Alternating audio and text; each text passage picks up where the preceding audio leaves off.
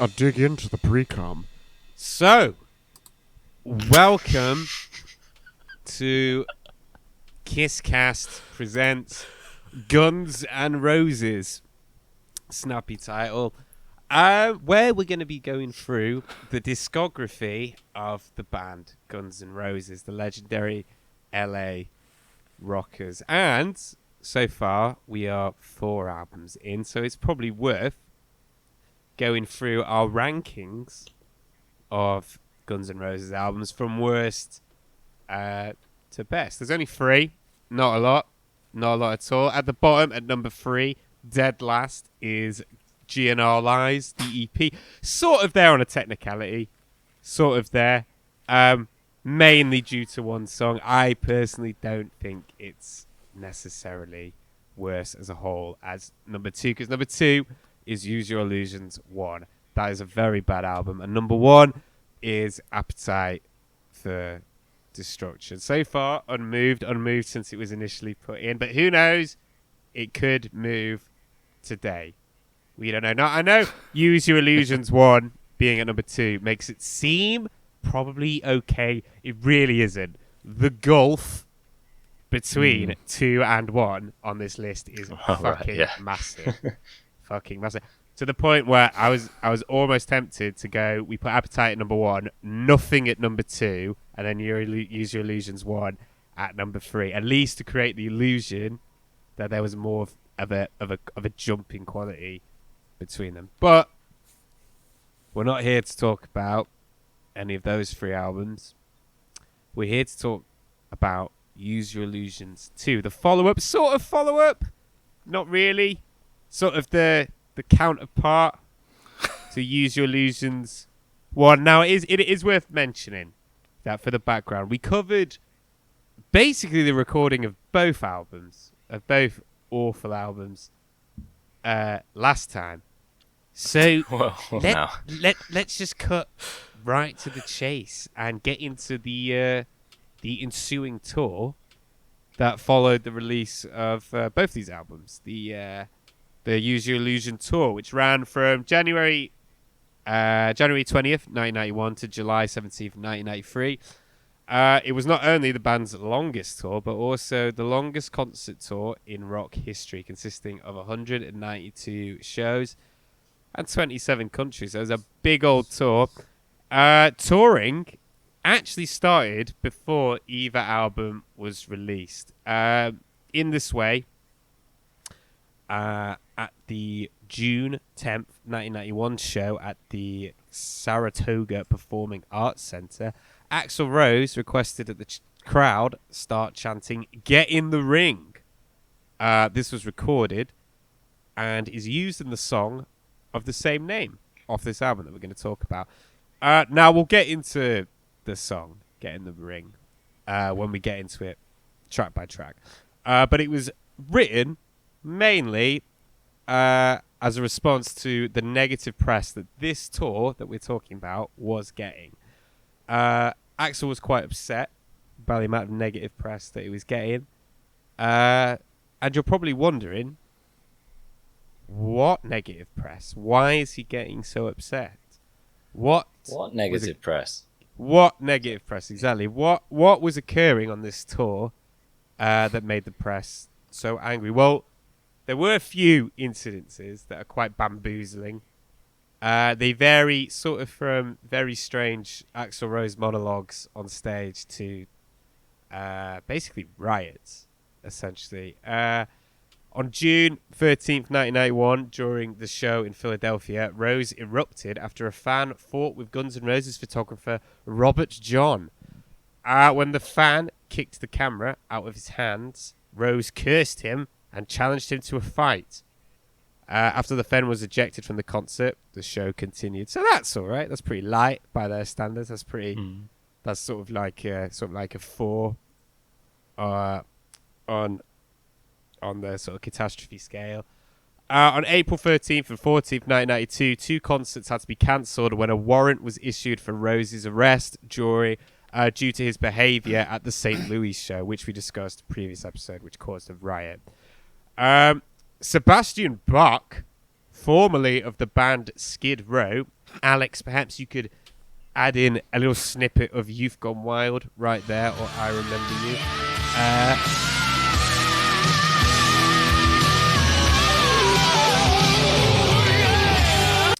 Tells a story of how Skid Row once opened for Guns N' Roses on this tour. Skid Row were supposed to do a 45-minute set. However, as their set was coming to a close, the Guns N' Roses manager told them they had to keep going. Turns out, Axl was yet to make it to the venue. Skid Row only had 2 albums out at the time, but somehow they ended up playing for 2 hours until they were told they could finally get off stage. When they were told they could finally get off stage, it was about midnight. Axl had only just shown up. Backstage, Sebastian Bach sees Axl coming down the hall and asks him, "Hey man, what happened?" Would you like to know what Axl says? Do you want to guess what his excuse was, what he was doing? What was he busy doing? I haven't quite worked out Axl yet. Yeah. He's unpredictable. He's nothing you want to know about, punk. Something just childish like that. Something like that. Yeah, talk about a rough day at work. Something like that. He'd go like that. That's what he'd do. Do you want me to tell you? I can tell you. If you really want me to. He said, "I was taking a shower." So he couldn't make it. Well, we're way off. We're still working it out. He's still working it out. No, he was having a very, very, very long shower. As you do. You got to keep those red locks luscious and long for the fans. On April 20th... Can you imagine Axl Rose in the shower, sorry, just...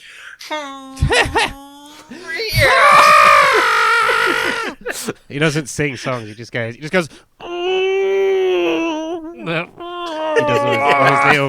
does all his fucking stupid ad-libs that he does all over this album.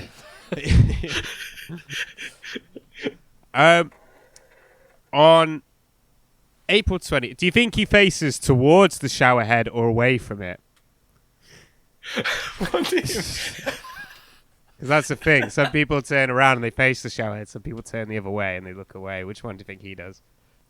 I think he has a very... I think towards the shower, arms out wide, as if, so he can embrace Jesus Christ. It.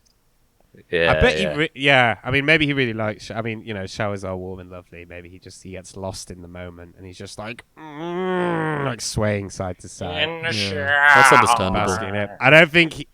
I don't think he likes it. I think his butt cheeks... I think he has very sensitive butt cheeks, so he doesn't like it the other way around with the hot water splashing it. I think he goes... when that happens. Probably. Anyway...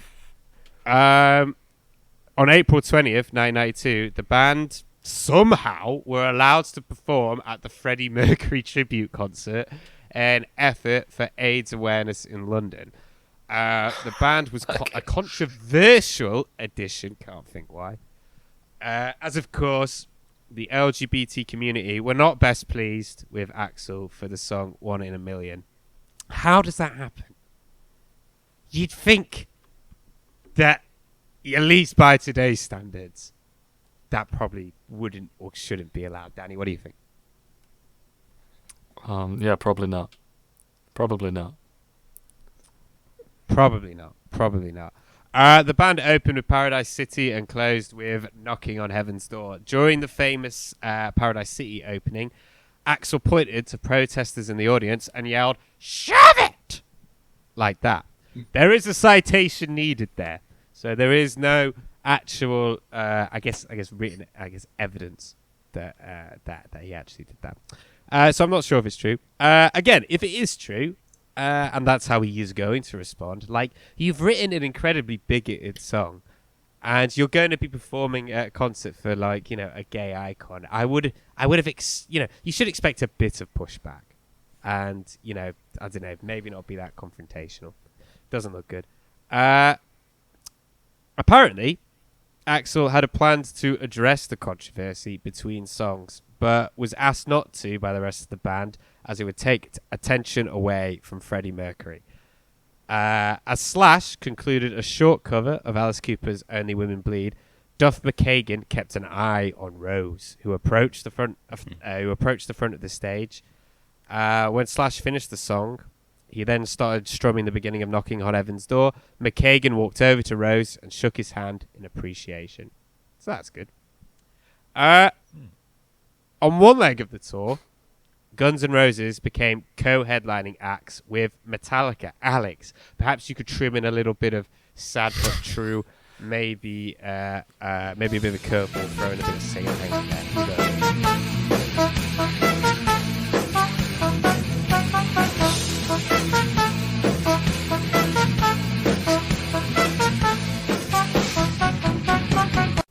Metallica were obviously scorching off the back of the Black Album at this point. So this pretty much would have been like the biggest fucking tour around, right? It's basically the two biggest rock and metal acts on the planet. This would have been the hottest ticket in town, no doubt. However, numerous shows had to be cancelled because of Axl Rose's throat problems. He had a series of throat problems. The two bands, I don't think, got on great. There is a video of James Hetfield on this tour reading out Axl Rose's rider requests. Are you curious to hear what was on it? They're infamous, right? I feel like my whole life I've heard rumors about the crazy demands Axl Rose would make. Yeah, they're pretty ludicrous. Would you like to know what they are? Yeah, go on. Or would you like to guess? Yes, please. Guess if you want. You won't. I don't know why I'm asking you to guess. They're so fucking ludicrous. I don't. Yeah. Oh, give it a go. There was something to do with like I remember hearing a rumor at school like that his piano needed feather dusting or something like that. Oh no, sorry. I should be more clear. Rider requests. So his rider requests are not things like is piano being feather dusted, which is true. That is true. I know that's true. Okay. Things he has to have in his dressing room. So things he must have in his dressing room. Oh, I've no idea.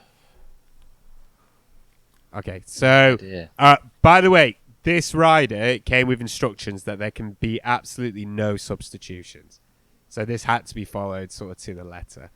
1 cup of cubed ham, 1 ribeye steak dinner, 1 gourmet cheese tray, a fresh pepperoni pizza, tins of assorted Pringles and chips, a bottle of Dom Perignon, and a jar of honey. Not long, but, complicated. Is that fair to say? Yeah. Not long, but complicated. Yeah. Was that just for Axl or for the whole band? No, that is Probably Axl. That's just for Axl. It is quite long for one guy. They can't all dig into one pepperoni pizza, Alex. It's like the opposite. It's excessively long for one guy, but it's not long enough for 5. You got to imagine them all. They're all sitting around eating a pepperoni pizza. They're all sharing the cubed ham. Yeah. Yeah.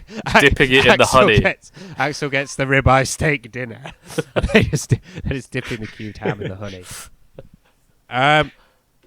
Anyway, on August 8th, 1991, in Montreal, Quebec, James Hetfield's left arm was badly burnt due to a misunderstanding about pyrotechnics.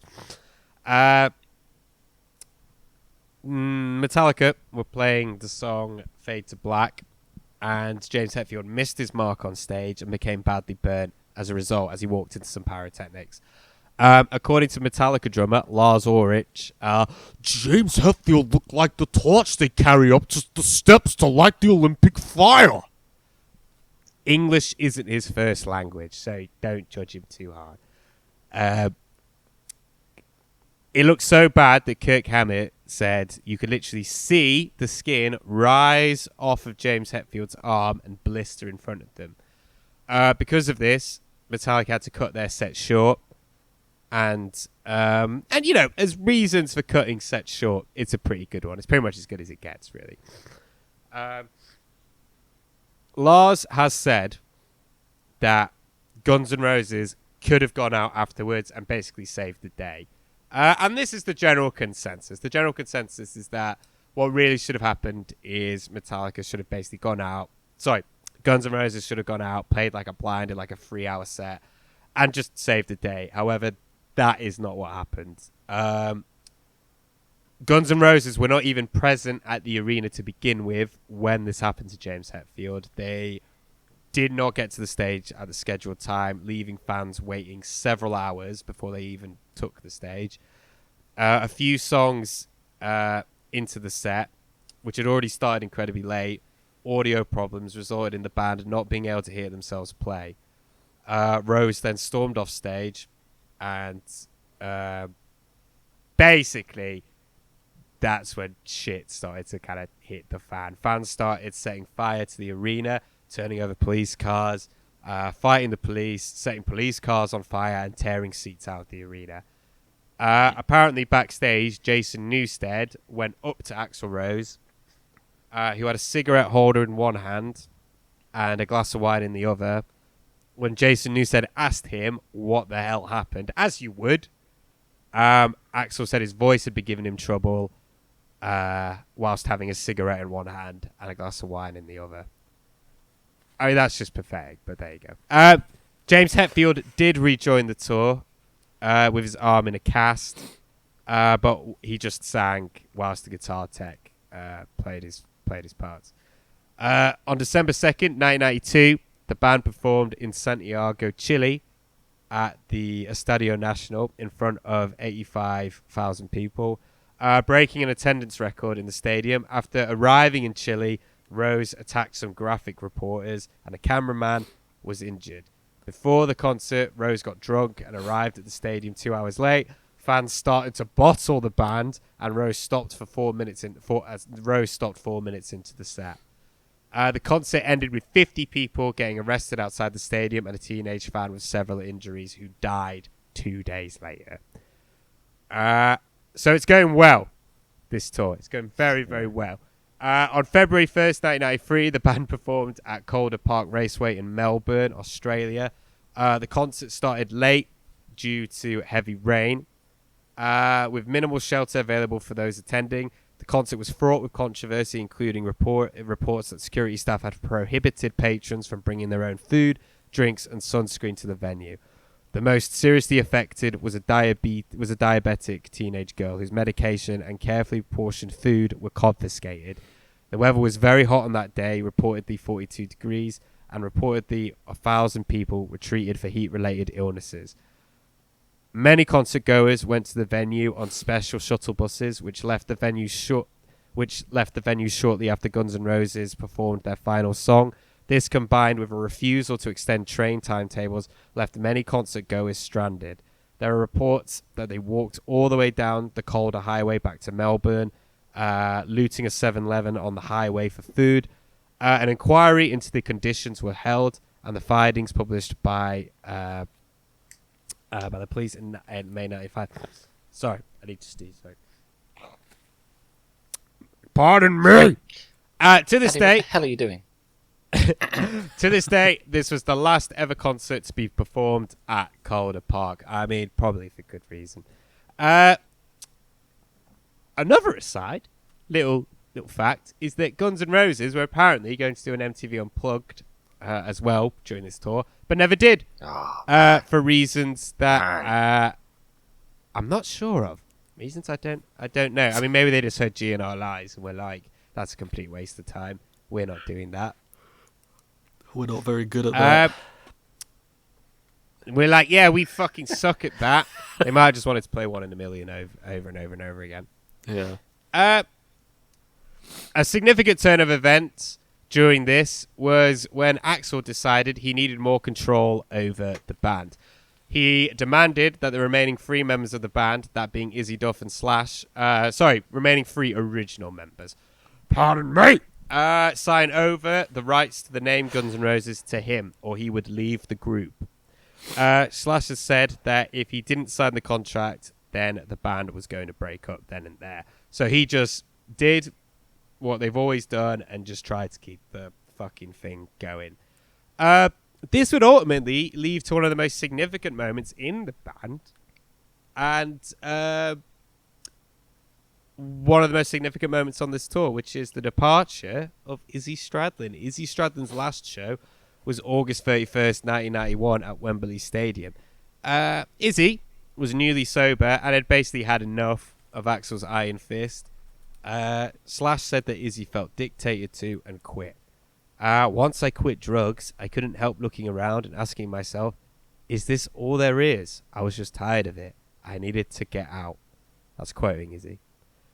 He was also sick of all the ludicrous shenanigans on this tour, Axl Rose's behaviour, and especially Axl's mismanagement of the band.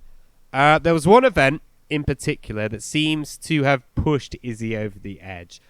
This was a gig at Mannheim, Germany, which is available on YouTube if you want to go watch it.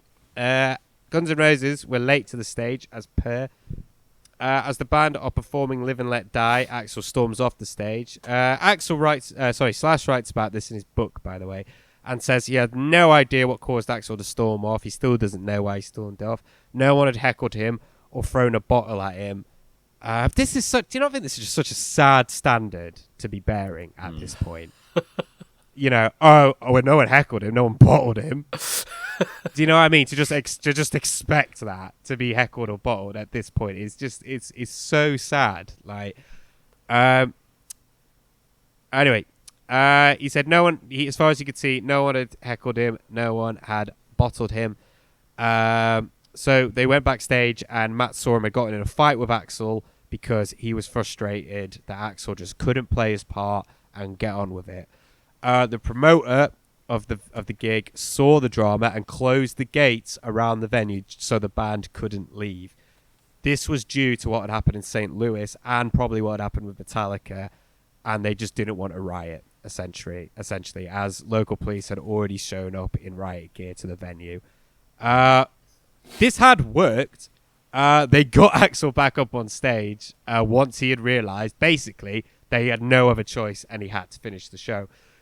So it's probably a good tactic. They should probably do it more often. Like, if it works, just like, you know. Trap him. Now, that was kind of not necessarily a disaster. It was kind of more of a near miss, what had happened in Mannheim, Germany. But I think that is kind of the point, if that makes sense. I think that's kind of the point and why that tipped Izzy Stradlin over the edge, where he was probably just like, all right, I don't want to do this anymore and I've had enough. This is just fucking nonsense that I have to put up with. So, with Izzy gone, let's get into another edition of our segment, Appetite for Decomposition, where we talk about members that leave us on our journey through Guns N' Roses discography. So, what do we think of Izzy Stradlin? What are his highs and what are his lows? Alex, talk to me. He was one of the members that I didn't know very much going into it, obviously, because Axl and Slash being like the iconic ones, and everyone else, I'm like, well, even though I know some of the songs, I don't know what exactly they're contributing or how much they are part of the songwriting. He keeps a low from what I can tell, he was a pretty important cog for the band. Massive.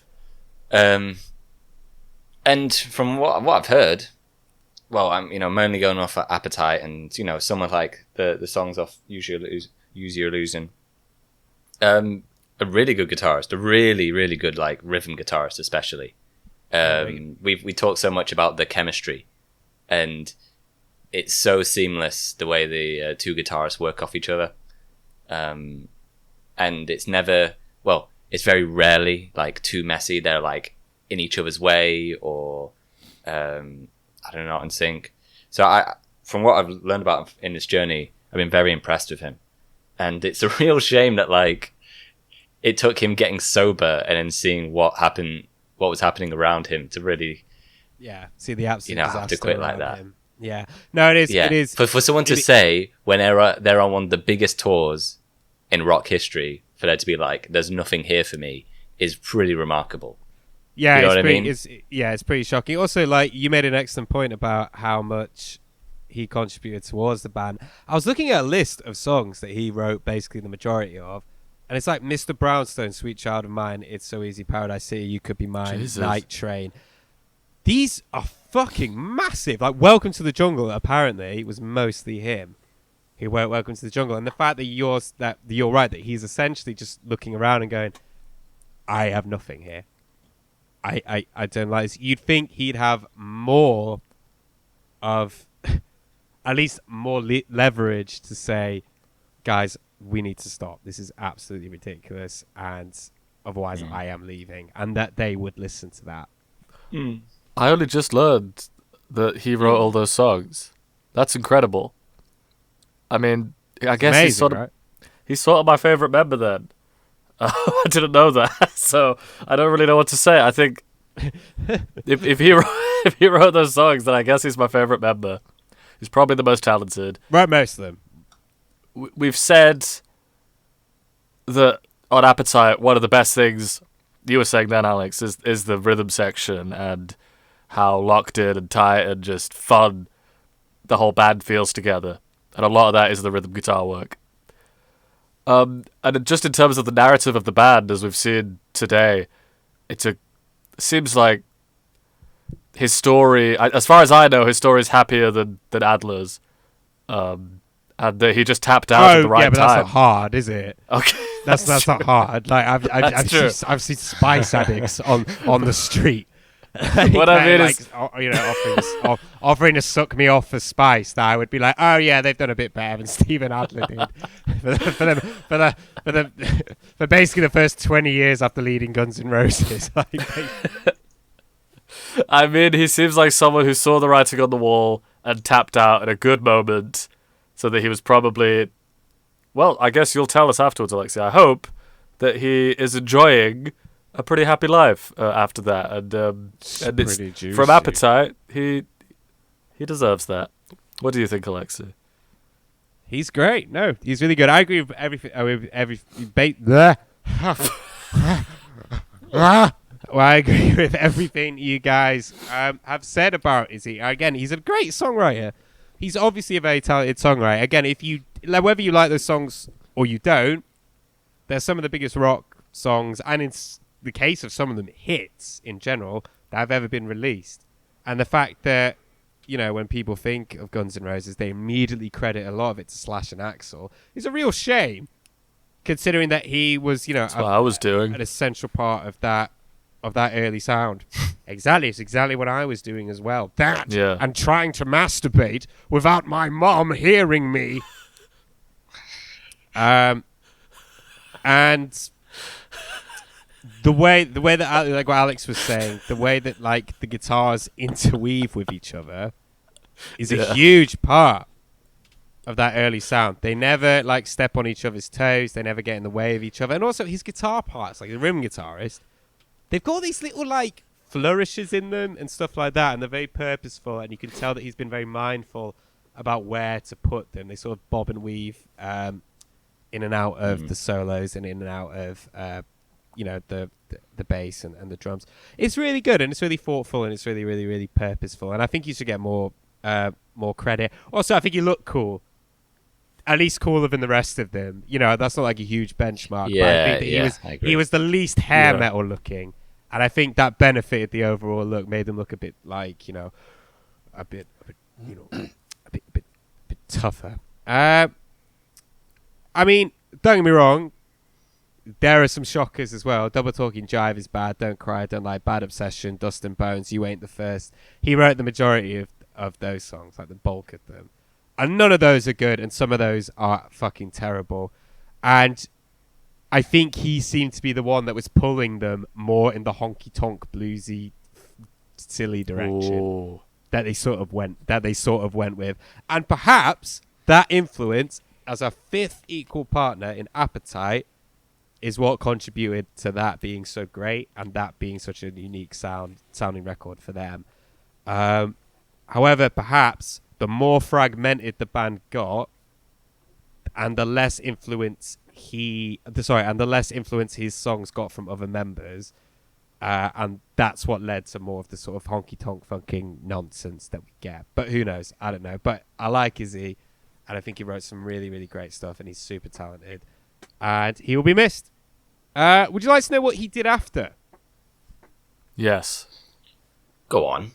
Yes. I think of any of these sort of aftermath segments that I've done since we started doing this. This is definitely the shortest. It is not long at all. Because I'm going to keep it brief. Look, he kept things pretty low-key. He kept things incredibly low-key. After Guns N' Roses formed... after Guns N' Roses... the opposite, in fact. The opposite. After The Guns N' Roses opposite. formed, After it he broke played up. with them for Shut several up! years, and then what happened? and then died. He got hit by a bus. No, he didn't. It was all a dream, Izzy. Is he hit by a bus? Izzy, we made this Stop podcast making for me. you. Are you listening, Izzy? Wake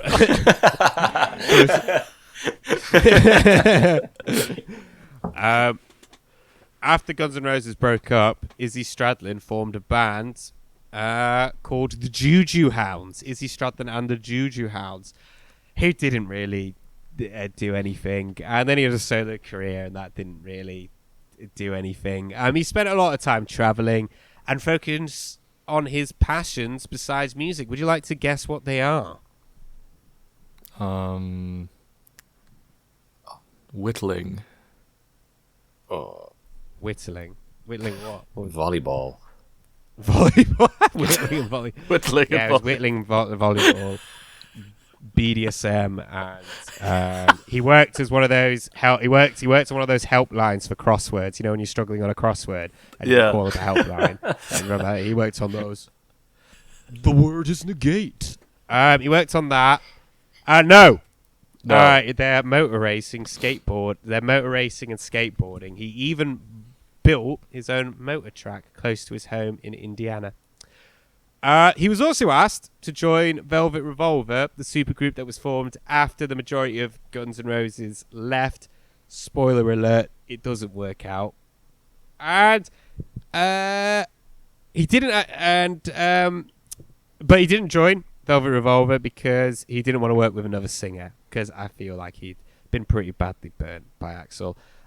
Instead, he wanted him and Duff McKagan to share vocal duties. Now, if Duff McKagan's vocals are anything to go by, glad they didn't pursue that, because it's not great. However, I watched an interview with David Kushner, the rhythm guitarist of Velvet Revolver, who said that that wasn't the case, and they just wrote a couple of tunes together, and there was no actual intention of Izzy Stradlin joining. In April 2012, Stradlin was inducted into the Rock and Roll Hall of Fame as a member of the classic lineup of Guns N' Roses, but didn't go. He said he appreciated the support and he liked the acknowledgement and thanked his bandmates, but he did not attend. And that's basically it. That is it. He's reunited with the members of Guns N' Roses in various incarnations over the years for sort of one-off performances, but he mostly keeps a pretty low profile. And that's Izzy. Enjoy your whittling and your volleyball and your BDSM. motocross and your skateboarding and your BDSM and your crossword puzzles, and you will be missed. Izzy was replaced with Gilby Clarke, who I'm pretty sure was just picked for the look. He said that when he joined, he got the sense that he could sort of end tomorrow, and that his main job was just to learn the songs and show up. Anyway, Use Your Illusion 2, which is the album we are going to be talking about today, is I cannot talk today. Sorry, I can't talk today. You got it, man. You got it. You got it. Is Use Your Illusion 2, which is the album we are going to talk about today. If I could form a sentence together, is seen as the weaker of the two records. Is seen as the less heavy of the two, which I think is fair to say sort of filled us all with dread after last time, because we weren't that happy with the last record. However, it has produced some fan favourites, that being Estranged and You Could Be Mine. The latter of which was featured on the Terminator 2 soundtrack, Terminator 2 Judgment Day. Great movie. Is it in the movie? I put this in my notes. Film. Is it actually? You know what? I have always wondered that. Yeah. I remember watching the video for it, and it's all shots from the movie, like on MTV when I was younger, or MTV or whatever it was, Kerrang or Scuzz or something. And I remember watching the film and be like, where is it? Where is it? Is it in the credits? It's not during the film. I think it'll be in the credits. Yeah. Because I do not remember I being don't in the film remember it, at all. Wikipedia has also mentioned that this is seen as more of a political album for the band. I'm not really going to give that the time of day, though, because it's But it's it so is. ridiculous. It is. Concept. Like, It's- look at it's that first track alone. As we'll get into.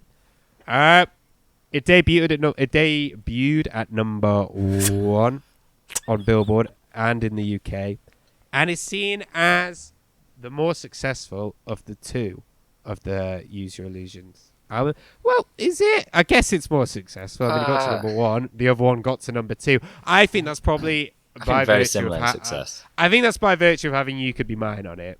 I think of actually, Use Your Illusions 1 has November Rain on it, which is probably maybe even a bigger hit. That's bigger than any track on this, surely. Yeah, I think so. I think You Could Be Mine of across the two albums comes as the second biggest. I don't know.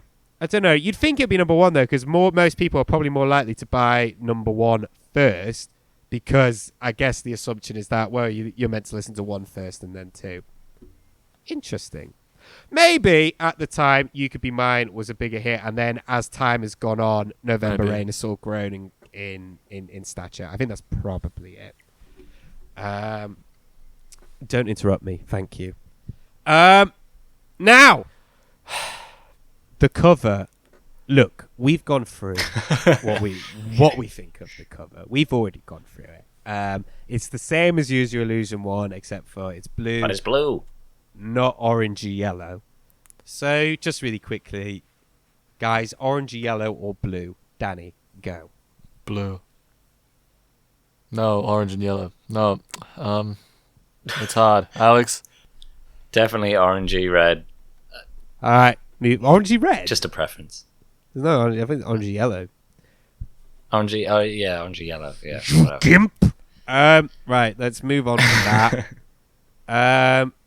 And just before we get into the track by track for this album, after you Use Your Illusions 1, which we didn't like, what do you want from Use Your Illusions 2? What would be a good palate cleanser for this record? Because just from my perspective, if you're going to release 2 double albums, I kind of would be like, I would like one to be, a certain vibe, a certain sort of a certain statement, and the other one to be another statement. I'm not saying exactly what it is. But I feel in concept. Yeah, it's not like a continuation. Let's make them two separate beasts. So you're seeing 2 different sides of the band, or whatever. Danny, what would you like? What would be a good what would you like from this record? I don't literally anything else than that last album. Just to try something else. Make it shorter. Go for a different sound. Yeah. 100%. Yeah. Yeah, I would see the first the- album as a failure. It'd be like, we need to do something about. We can't do that again. Yes. Yeah, we'll see how that went. Well, I mean, therein lies the problem, though, because they're not coming at album number 2 from any sort of space between album number 1. So they're not like that was really bad. We need to change. We need to tweak. Let's make Use Your Illusions 2 different. Let's It's just the let's same take batch. it in another direction, because this clearly it's from the same batch, so they haven't really got time to do that. So I guess the idea is doomed from its conception, because what they've essentially done, not to give too much away, is just spaffed basically the same sort of group of songs across 2 albums. Yeah. Two double albums. Alex, what about you? So I guess what we're saying is like in conception, it's like, okay, we're going to do 2 double albums. One needs to be very different from the first one. Would have been a good start. Alex, what do you think? Yeah, it's impossible to answer because, like, the problems, I believe, the problems with the first album are not sort of like just give it another go sort of thing. It's yeah, there needs to be like some sort of different focus or different goal from the get go in terms of songwriting and what they want to achieve. Well, so I mean, my approach going into it was a lot of negativity because I saw the length of the album and the tracks, and I thought I literally just thought, here we go again. This is going to be exactly the same as the last one. I mean, if you didn't like Use Your Illusions 1, this is absolutely fucking doomed. Absolutely doomed. The length is doomed. The song titles are doomed. Just the way that you go into it, if you didn't like the first one, this is always going to be tainted. I would have dissuaded them, and I've said this last time, I would have dissuaded them from doing a double album to begin with. I would have been like, that's not you. Yeah. It doesn't work. Don't stay. Do the tried and tested formula. Maybe put it in different directions. Nothing wrong with Appetite Part 2. There are a lot of great bands that have a great album, and what they'll do for a follow-up isn't necessarily turn a completely different corner or go for a completely different side. What they might do is go, let's take aspects from that record that we like, and then let's have 1 foot in the previous record and 1 foot in another direction moving forward. And usually that works pretty well. And I will say, just like, if people are listening being like, oh, we're just kind of hating on them, I would give that advice to the best musicians alive. Like, I think doing a double album, especially your second album, I'm like, even if you're incredible, I would still approach with caution. Like, if you really need to have that long of an album in one go, if you need to have that many songs out in one go, like, I would say get somebody to like help you edit it down or check through it, like, even for the best of the best. Yeah. I totally agree. Let's get into it. Track by track. Track 1. Civil War.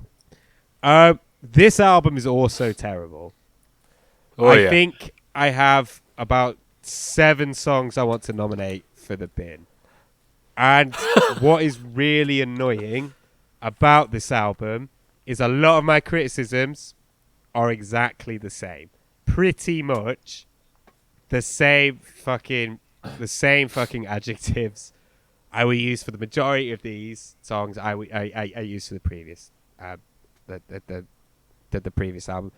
But let's get into it. So this song, Civil War, this is sort of like We Didn't Start the Fire, or like Rocking in the Freeway, right? It's like vaguely political. It's like a vaguely political anthem. And that's sort of like, the world's going to shit, but we're just going to keep on going, sort of guff. Do you know what I mean? That you sort of got a lot of around this time, or at least in the late 80s and stuff like that. But let's get to it. Okay, Danny, what do you think of this? What do you think of this anthem? Eye roll to laughter to anger in quick succession as it began. It is so... Eye roll. Hard agree on eye roll when it started. Yeah. Hard agree on eye roll. As soon as it started with the acoustic guitar and the whistle, I was like, oh no. Yeah. No. Because it's exactly the hallmarks of what I don't want from them. The sample, the whistle, the acoustic guitar. Just pretentious, basically. Pretentious. Very pretentious. Very Spinal Tap. I think it's the first time since we've done the podcast I've written the word dreadful. This is dreadful music. Some real Bono shit. Just the last thing I wrote was just, oh, fuck off. Yeah, really, just fuck off with your Bono shit, and it's preachy, but also, like you say, Alexei, trying to also just avoid talking about anything of any substance with a kind of, anything. Well, I'm going to keep living my life anyway, and another boring solo in the middle. Granted, another one comes in at the end that's better, but it's got nothing to work with. Slash is a guy who can shred some blues licks. So going back to what? Go on. Going back to what you were saying about like the subject matter of it. There's a bit where he's like, when Kennedy was shot, I felt numb, and he was like, fuck off. Who is this? This sort of kind of like, sort of poetic stoicism that he's trying to do is it's a bad look. Sorry, man. Carry on. Blues licks. Go. Yeah, just saying Slash can play, and he's such a what would the word be? He's like a like passable guitarist, and I mean that in a good way. That I know he's reliable. That's a better way of saying it. He's a very reliable guitarist, but he can't. No one can play a good solo on this song. It's so boring in its arrangement. I just remember it being tuneless, or at least nothing to hold on to in terms of melody for me. I really think don't Ace like it. Frehley could have done a good solo. I think Ace Frehley. Okay, with the exception of Ace Frehley.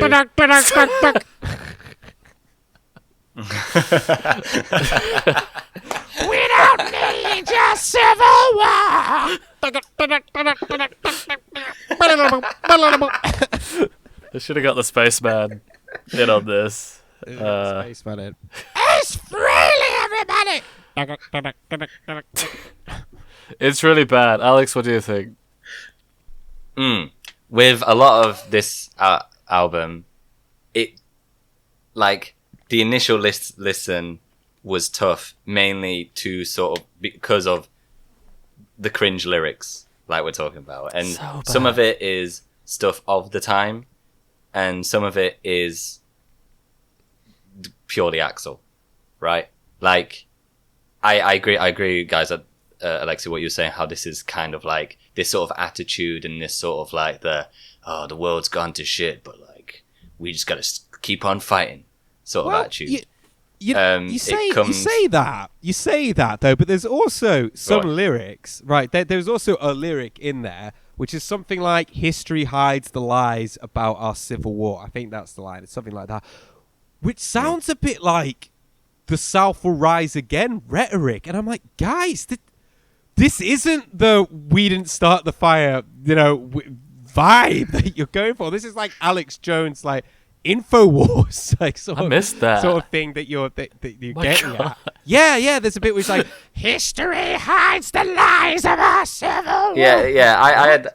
It's like Confederate flags. I don't have enough else to jump to that conclusion just yet. Like, obviously, we can have assumptions based on some of the things we've heard from Axl, but the song, like Dan was saying, is generic enough to not give me that feeling. So yeah, a lot of this album has sort of like that sort of thing we're having to wrestle with. On a musical level, actually, I think I disagree with you guys in the sense that I think this starts out very well. At least it kind of draws you in, like it builds up very nicely. No. I completely disagree. No, I think it starts really well. It builds up, and the first 2 minutes I think are a really good introduction. And then I'm going, okay, we need like it to get heavy because it's starting to like build up this sort of like I don't know, like this impending sort of feeling, and it needs to like freaking rock out, much like something we would get from Appetite. But we really don't get that from this one. And the way my thoughts on Civil War is that it starts out well, and then it absolutely cocks it up for the rest of the song, because what he's singing about, the growing I don't know, like the growing like atmosphere from the song, it then towards the end it goes in like this like double time sort of swing sort of number. Oh, it's awful. And then we get that Axl bit. being like, awful. "Ain't Proper that unwanted. fresh?" Which I know is like a swing of the time, but it sounds so. Every time he would say, "Ain't that fresh?" it sounded so bizarre in the context of this song. I know it sounds like a jingle for like either like an air freshener or like some produce, like a greengrocer's. Ain't that fresh?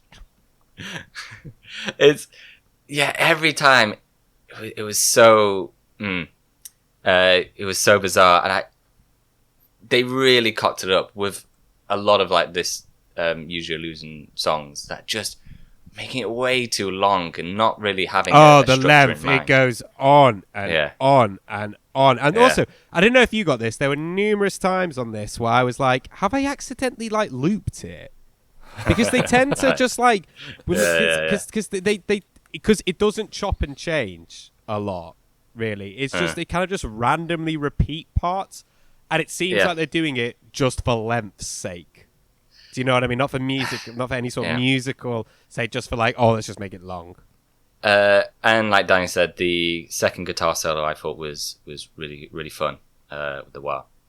of the really long songs from these two albums, I would take this over Coma, and no, I'd just take it over Coma because I've started to develop a ranking in my head. Well, but you know what? I'm talking about like the 7-minute plus songs. Yeah. I mean, to give Alex some credit, because let's face it, he needs it. I think that maybe when it came in and I was just kick him out of the chat. I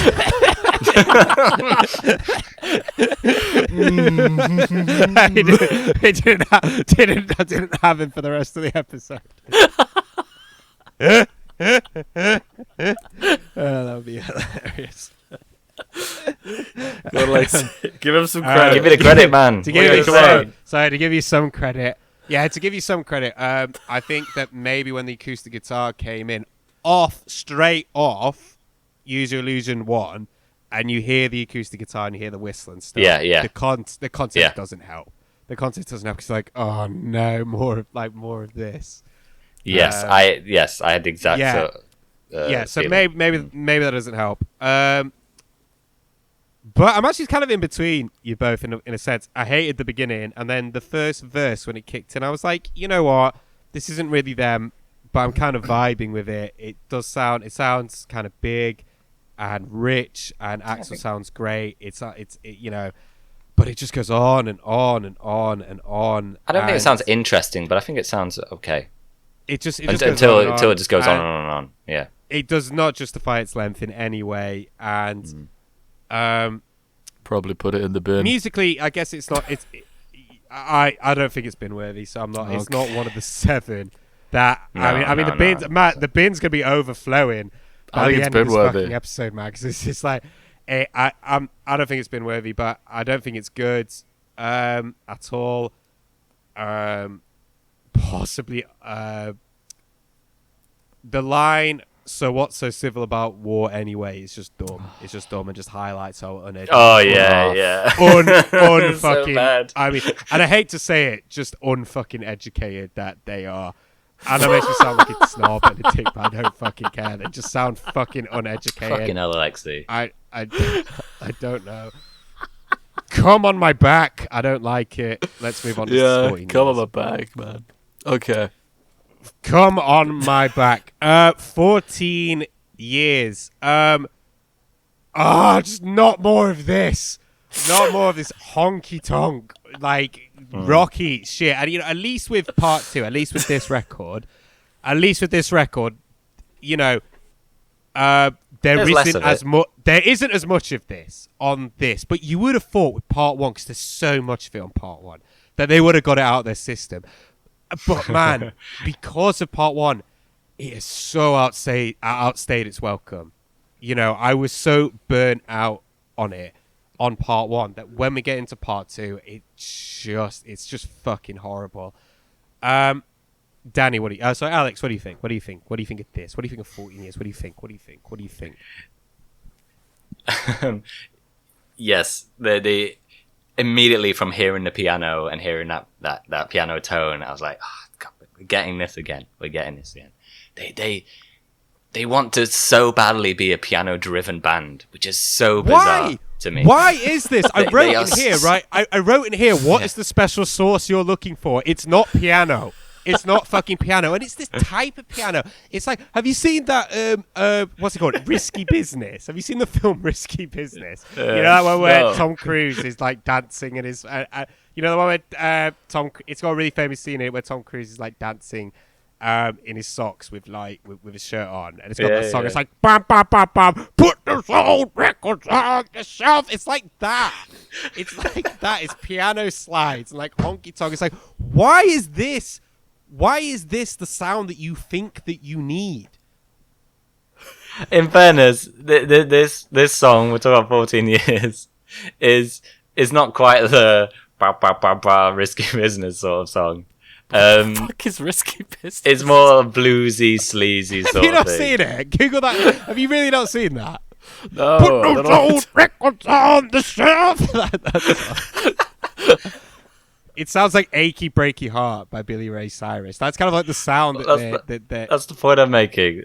14 years isn't quite achy breaky heart. It's not as bad as probably that. wish it was, because what a hit that was. It's not as bad as bad. Is it Bad Apples or Bad Obsession? Both of those, basically. They're more of the earth. I will agree with you that this song doesn't have.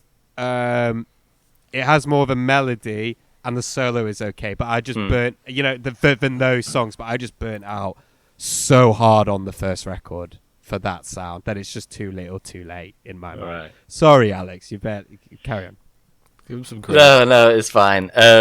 So yeah, we get this bluesy, sleazy sort of sound from them, but we get Izzy singing, which is a very different tone, and I quite like his voice, honestly. For the verses, he sounds really, really good. Very different sort of texture, tone to Axel. But then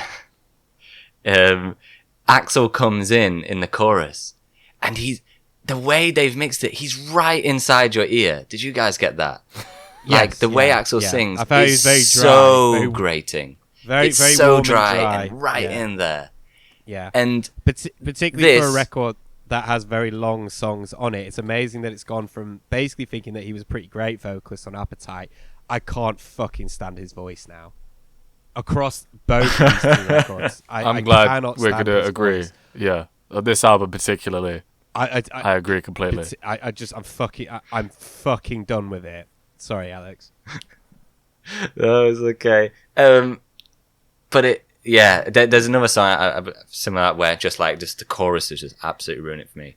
But this, I quite like Izzy's sound on this, but this again, similar to a lot of the tracks on last album, it's just not. It doesn't feel like a fully thought out song. It feels rushed. Despite they can play this little blues jam very well. They're very competent, but there is not a brilliant song in here. And Axel singing in the chorus is so irritating. Really, this was hard to listen to just on that sonic level. Danny. The first thing I wrote is Alexei is gonna love this piano. I instantly thought that. Why? It's all over this fucking album, and it waters them down. It waters this band down so much. It makes them sound like Status Quo. They're not Queen. They're not like this. Sound like Scouting for Girls. Like they're not this piano-driven band. Why do they want to be? It's so not Appetite for Destruction. It's so far away from that sound. So I guess so the piano slides as well. It's girls, like, man. I wrote some better vocals than before, but you guys have made me wonder. You guys have made me wonder whether I'm talking about Izzy Stradlin, maybe, because I couldn't tell there was another vocalist. So maybe I just mean him. He's saying, really? It's very. I don't remember. Sings in. I think he sings in the verse. I think Axel sings in the chorus. Yeah. I don't remember. I could be wrong though. Anyway, it's early in the album. Izzy has kind of like a 2000s indie sort of sound to him. Oh, really? Yeah, much more cooler, I smoother. wasn't paying attention. But it was early in the album, so I was trying to be nice. So I wrote that the solo is sort of made, unlike the last track, the solo is made easy for Slash because the rhythm section's alright as compared to the last track. Yeah. Right. And then the second listen, I put, Jesus, it's probably one of the better solos on the album. It's not blowing my mind, but it really is probably one of the best. No, 100%. Yeah, 100%. He can play. I always have to mention the lead guitarists. But it's all futile in this songwriting. It's just, there's no, like Alex said. Alex, you were too nice saying there's not a brilliant song here. I don't think there's anything close to a good song here. So, Alexei, what do you think? No, I mean, it's been said. It's got all the same problems as a lot of the sort of similar songs off the first one. It's shit, and I think we should move on. Also, 4 minutes 30, way too long. Way too long for songs like this. Waste of time. I think the inference that I'm getting from all this is that, like when Kiss used to just, when they were being completely fucking lazy, would just revert back to just like sort of 50s rock and roll style shit. To me, it just feels like when Guns are at the most lazy, they just revert back to just 12-bar blues, jammy stuff, which most bands can do. Well, it's one of the things that I felt, at least in my experience, that I felt as a musician growing up, it's one of the first things that you learn to do is just you jam on 12 bar. It's literally it's like great. I mean I was to have doing, fun. Yeah, it's really it's fun if you just want to jam and stuff like that. It's it's fun, but that's it. As songs go, it's lazy. Yesterday's turn the fucking piano down. This is just nothing, and I think it's funny. I think it's funny that he has the lyrics in this. Yesterday means nothing to me when this sounds so fucking dated. It sounds unbelievably dated. Danny, what do you think? Again, trying to be nice. I said there's a nice high note in the first line, but let me clarify nice, I mean technically impressive.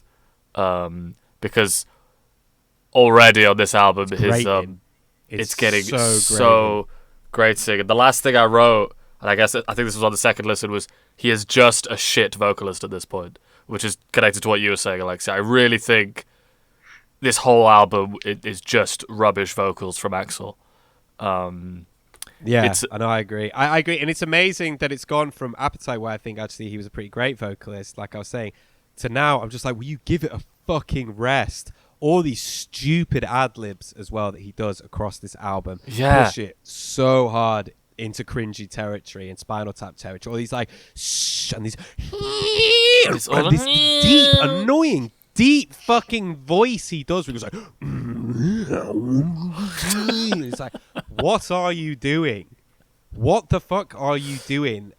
Sorry. But it's, again, all these cringy ad-libs and noises that he makes are so grating and frustrating.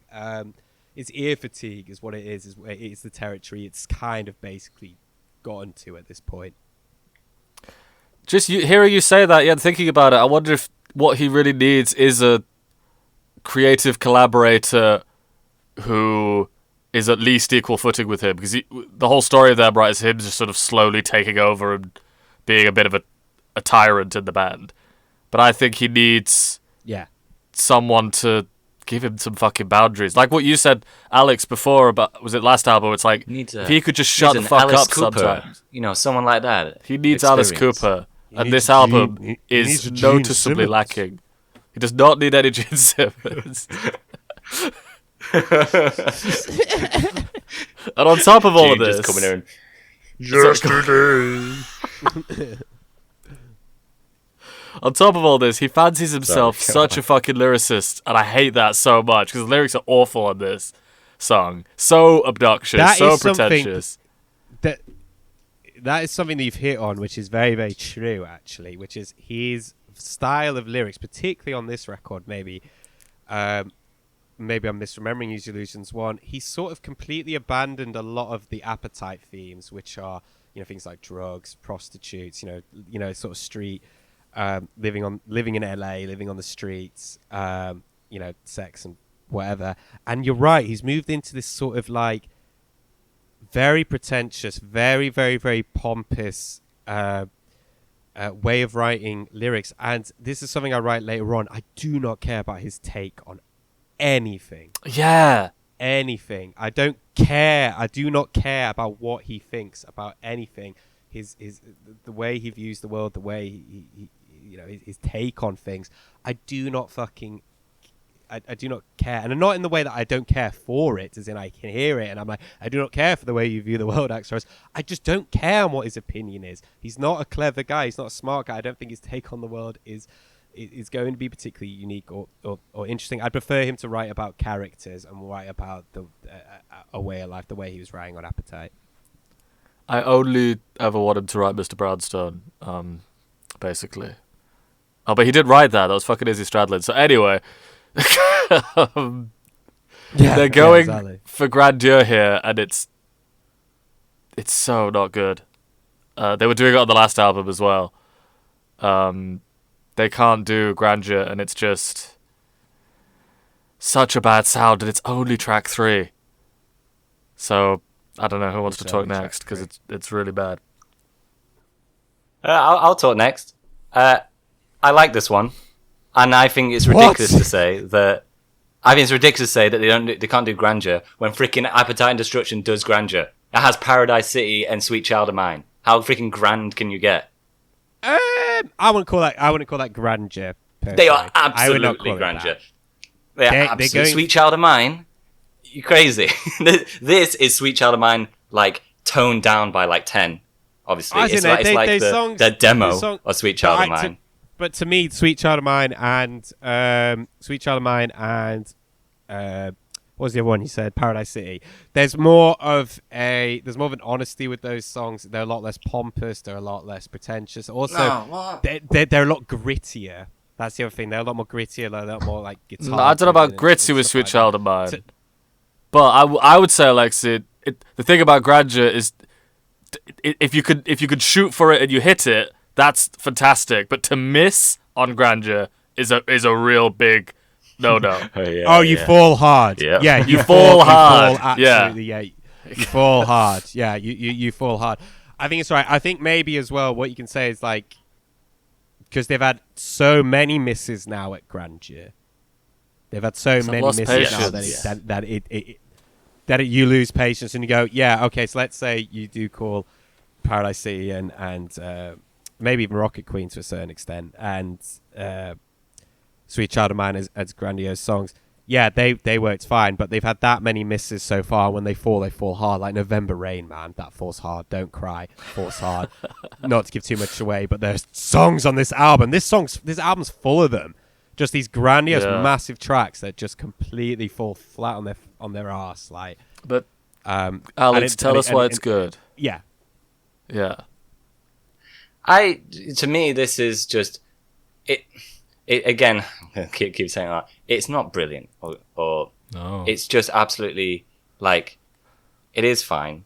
But to me, I thought this was like a very pleasant listen. I really like the kind of like warm sound from the beginning, and like the chord structure and the sort of sound. It's very reminiscent to me of like Sweet Child of Mine. Obviously, it doesn't have the classic guitar sort of loop, but just sort of the sentimentality, the feeling, and of course, it doesn't have the guitar solos, going into that direction. It's just sort of like, you've kind of cut out like the really amazing parts of Sweet Child of Mine. But I think this sounds nice. I didn't mind Axel nearly as much as you guys. And I think this is actually, I wrote down that his sing on this track is more restrained than almost all the other songs on this album. This is the one where it's a nice length.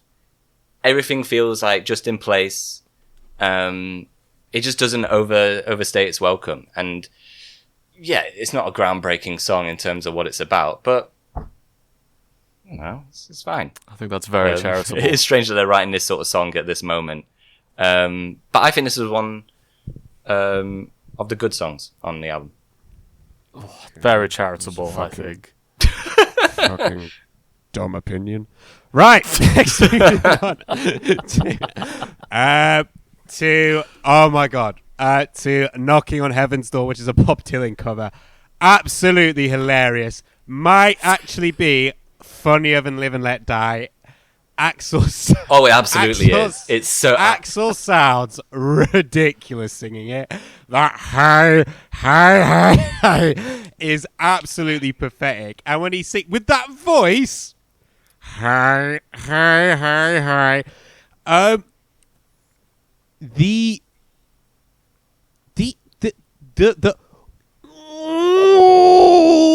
in the second verse is mixed so quietly. It's so far in the background. You just hear it like, I'm trying to do it with the mic. It's like, it's the way it weaves in and out is comedic genius. Like, there's a part during the guitar stabs. Is it like the breakdown? Yeah, it's like the breakdown. Like, ba-bum. I think it's after the phone call sample. Where he just goes knocking on heaven's door, which is absolutely hysterical. But then it comes back in with the gospel backing vocals, and I laughed so much. I The backing vocals, completely lost it. Absolutely. I was driving in my car and I just burst out laughing. They are so loud, come out of fucking nowhere, and he's right at the forefront of the knocking on heaven's door. They say the words knocking on heaven's door so many fucking times during the during the runtime of this song. I would love to know the exact amount. I think it's easily 100. Easily over 100 times when they say knock, knock, knocking on heaven's door. I'm actually going to bat for this one because it is really funny. So it sort of gets a pass on that basis. Yes. I think it sort of gets a pass on that basis, but it's only on a technicality of it's so bad that it's good. Danny, what do you think? Okay, yeah, so similar to you, Alexei, but I was focusing on the first one of the song. The first thing I wrote is ooh, yeah! He just will not shut the fuck up. The vocals are so... Shut the fuck up. There's so much wankery in this performance.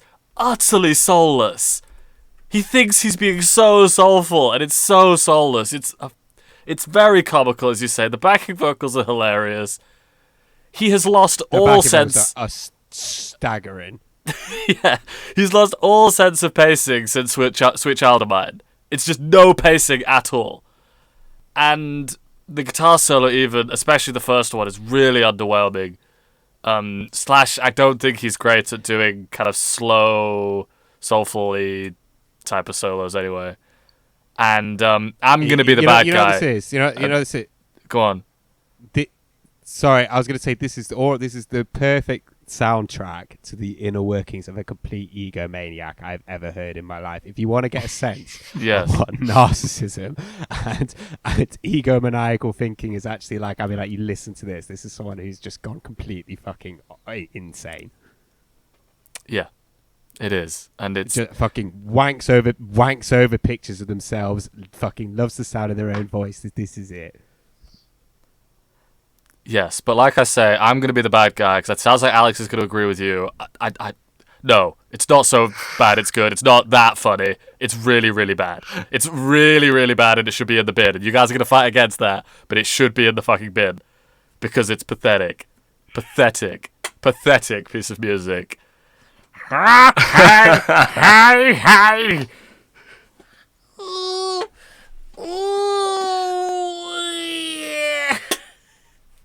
Go on, Alex. Go on. All those things are what make it good, though. In my mind, all those things are what make it brilliant. I just agree with Alexei. Like pushed off a cliff or something. No. No. On first listen, I absolutely hated this. I was just so similar to. Like, yeah, I really didn't like Live and Let Die. Danny is well. right. I just thought like that was such an awful cover of it. Yeah. But then on repeat listens to this, I just would enjoy it more and more and more. And I was listening to this morning, and I was freaking rocking out and just laughing to myself to this song. It just made me so happy. I honestly, like, you remember when we listened to music from The Elder? And what was the freaking song on there? Under the Rose. Under the Rose. Under the Rose. It's so Under the Rose. It's so ridiculous. I just kept on cracking. This might be better than Under the Rose. No. No way. No, it's close. It's close. It's close. I think it definitely has the most hilarious use of backing vocalists I've ever heard in my entire life. I can't believe, and also this morning I was jamming to this, man. That no one in the studio when they were recording this were like, oh, you know what, this just sounds fucking ridiculous. This sounds hilarious. Like, I cannot believe that, particularly the like he's being like pushed off a fucking cliff. That they were like, oh yeah, that's not funny. That sounds good. I don't know. I just see it as a weird little man doing weird little things. And to me, I thought this was again when I was listening to it this morning, I just thought this was so funny. I was jamming along. I just couldn't believe it. This is great. This is way better than Live and Let Die. Yes, I agree. At least the intention is so much better. Live and Let Die is just a very paint by numbers version of the original, and it's so boring. They don't add anything to it. Well, this they try and add things to the original, unsuccessfully in terms of like trying to add, Danny said, soul or emotional sort of like anything to it. But at least they're trying. Like that's why I couldn't understand the Live and Let Die cover. It was just what was their intention? What do they really think they were doing to it? But this one, I can see what they're trying to do. They fail at it, but then they succeed in so many other ways, and so great. Yeah. No, I mean everything that Danny said. No, everything that you said, Danny, was right. You were completely right in all your criticisms, but to me, that is what essentially pushed it into so bad it's good territory. Come so on, ready to move on? This come on my back. This is the point, I think, and I don't know if you guys agree with me, where the record really starts to go downhill. I think it takes a complete... I mean, it's not good so far. It's pretty bad. I haven't liked any of the songs yet. But I think this is the point where really... No, but I think that there is... No, I haven't liked any... Well, I like Knocking on Heaven's Door, but not really for the right reasons. I think it really starts to go downhill here. Get in the Ring. This is fucking embarrassing. I was listening to this song on my way to work in my car, and I felt embarrassed that it was playing out on my speakers. Like I was like, I really don't want people thinking this is the kind of stuff I like. And I'll admit to liking any artist on earth. I don't care how cringy they might be. This is going in the bin, and surely it has to go in the bin. Alex, what do you think? I am flabbergasted, guys, because hard disagree, Alexei. Hard disagree. Are you joking? Before we went to this recording, ironic way? Do you mean like an ironic way? Before we went to this recording, I thought, I don't know how the guys are gonna feel about the rest of the tracks, but I'm gonna back freaking Get in a Ring. This is the best song on this album, and the best song of both. Use Your Illusions. On first listen, on repeat listens, I thought this is freaking sick. Not unironically, though. Okay, I will say the voice they use in the middle. Do you think he's really putting I'm just gonna go, Alexei. I'm just gonna ignore you. The voice they use in the middle is cringe as hell. I don't like that weird little.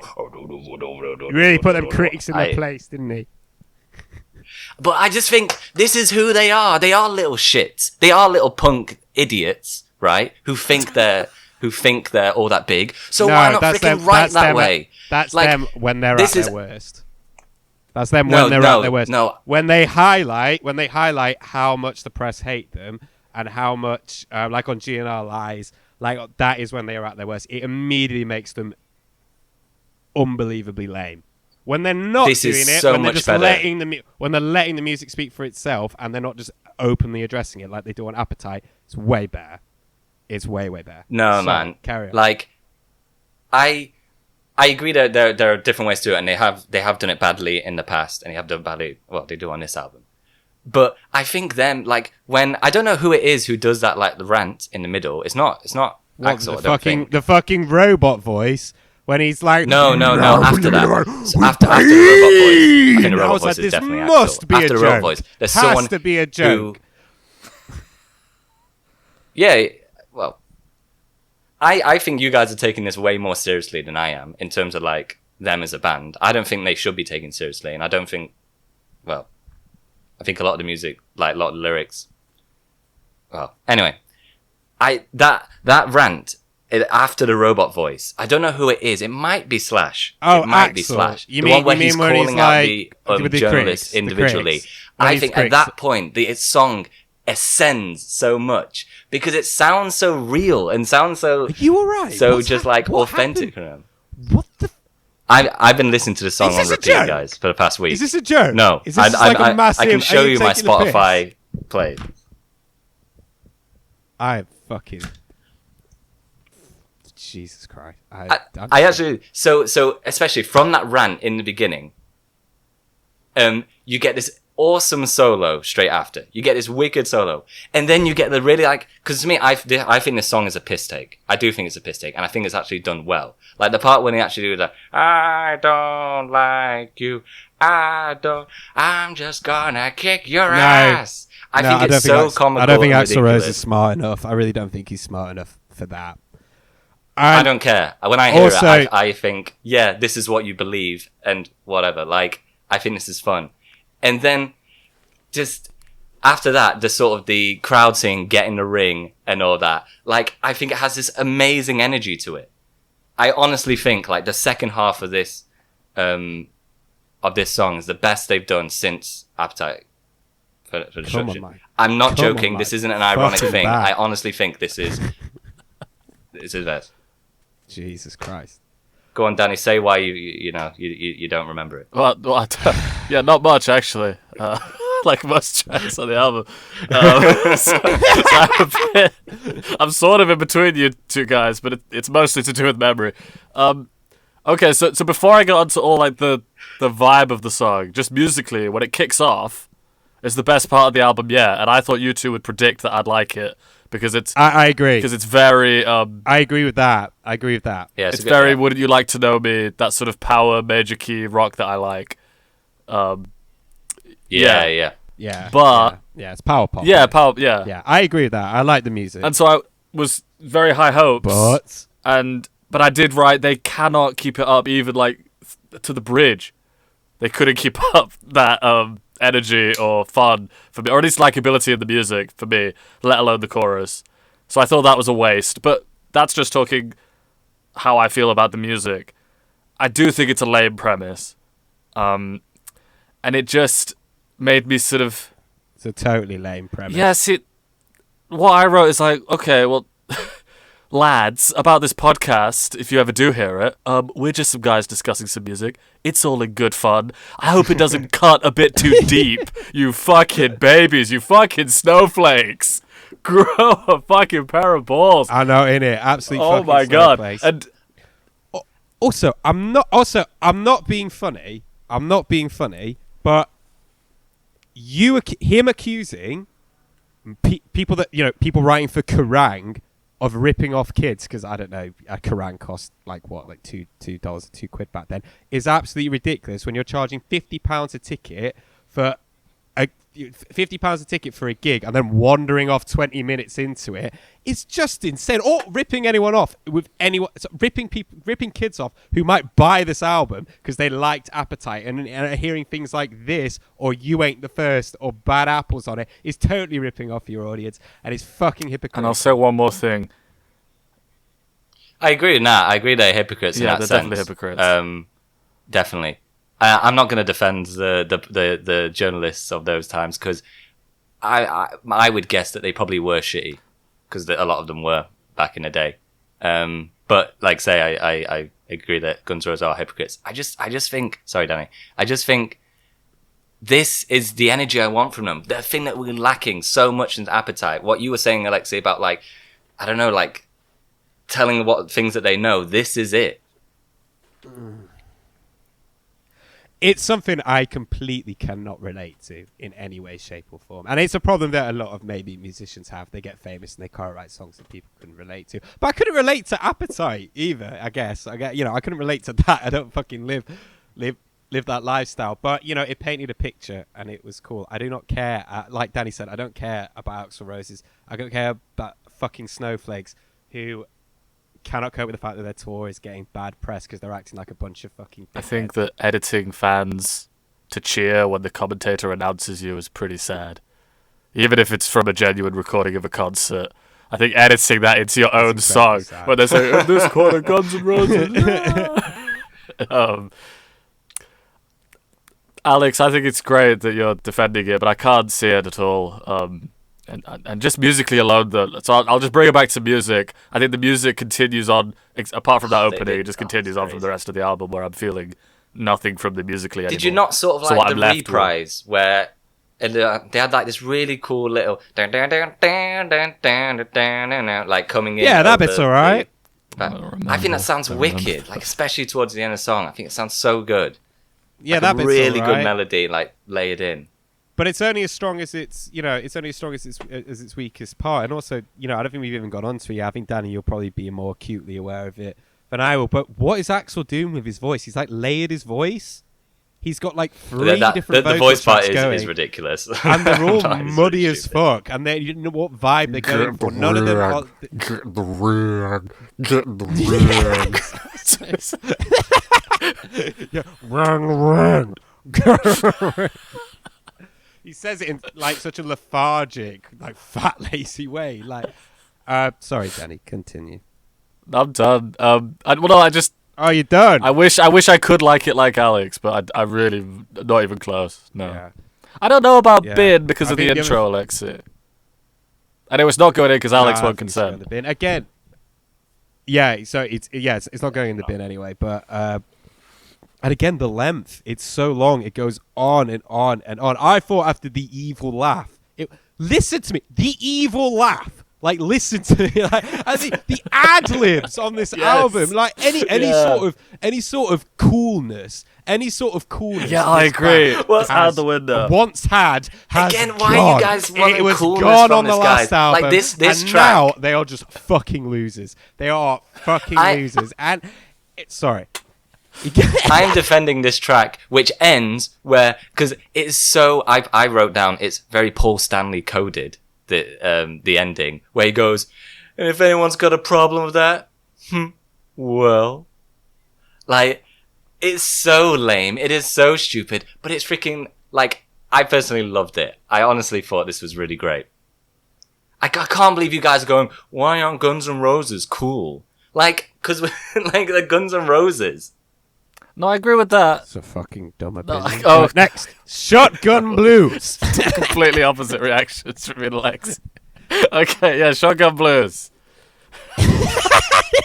Like, well, I see where you're coming from. Fucking shut up.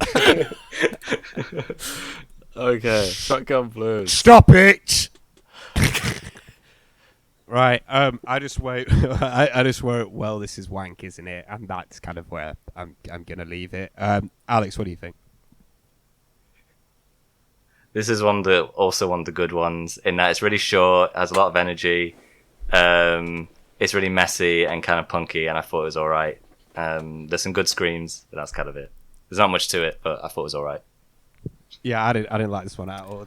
All I wrote was I thought it was fucking terrible. I thought it's absolutely there was so much terrible. good music being made at this time. People like to scream about the problems of the decentralizing of the music industry, but this is a good reminder that really needed to happen. That's all I'll say. Yeah. Definitely, yeah. Yeah, if this is what was getting a lot of money thrown at it, Shotgun Blues. That's very good, very profound. Yeah. Well, that's sort of what I provide here. You're an island. You're an island within an island, and I just have to know more. I don't. What are you wearing? I'm an island with You an have a- island. Vibrator. What does that mean? I just have to. I have to get a grasp on your. Right, I've got beautiful so many more insanity. songs to do. Can we fucking move on? Do you have? Do you have pubic hair? Breakdown. Do you have a vibrator? My You're head an island is in with an my hand island. right I now. just have to know more. Do you have pubic hair? Do you have a vibrate? Come on my back. Breakdown. I looked. No. I looked at the runtime and I was just like, oh no, a bin. I think this needs to go in the bin. The levels of bin, surely. Yeah, bin. Danny, what do you I think? put nice whistle melody in the intro, but then I was like, oh, okay, so that intro was there for no reason, just no reason at all. They don't build on it, they don't come back to it. It's just a little whistly bit. Is that before the? Is that before the? No, I think the during banjo, the during marching it. That band bit, I'm like, snare, the okay, piano, they're doing and stuff like something. that part. Or is it during? It's during that. I knew you Okay, would. You don't like I hate any of that. the. They're I just trying absolutely to, hate you know, that, but branch sorry, out, carry on. Alexei, and have banjos and stuff.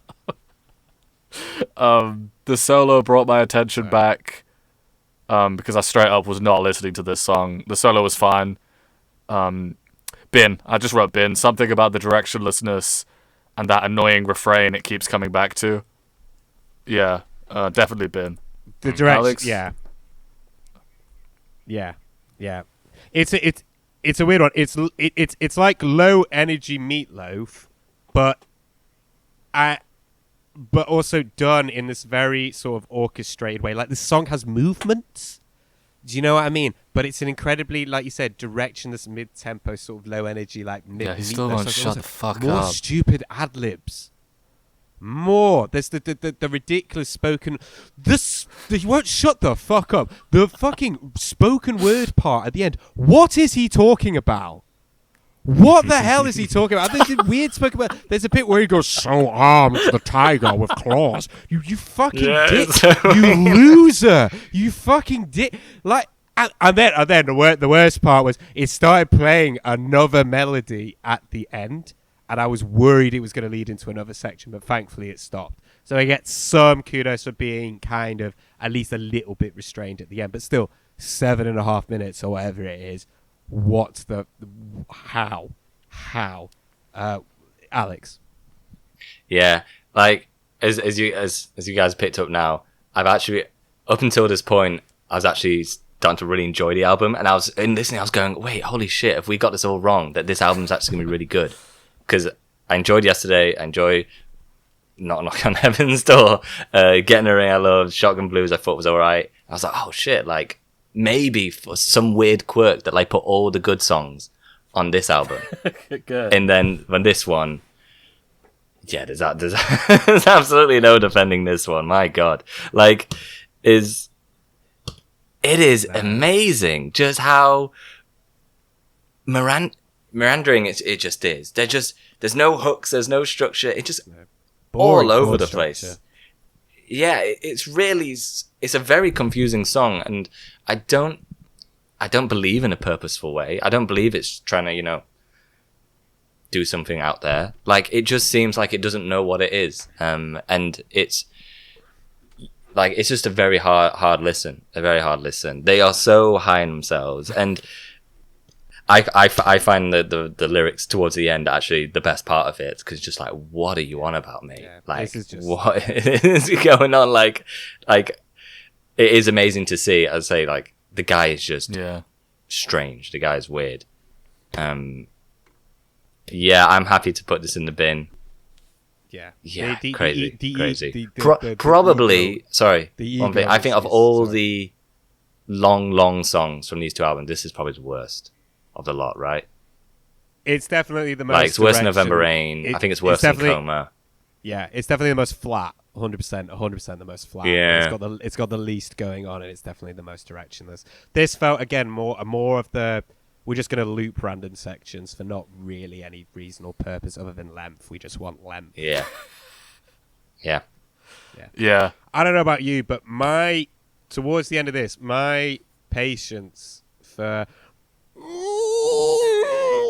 has just gone. But beyond that, it's become aggravated. Like I am starting to like get angry whenever I hear it. A little goes a long way with that.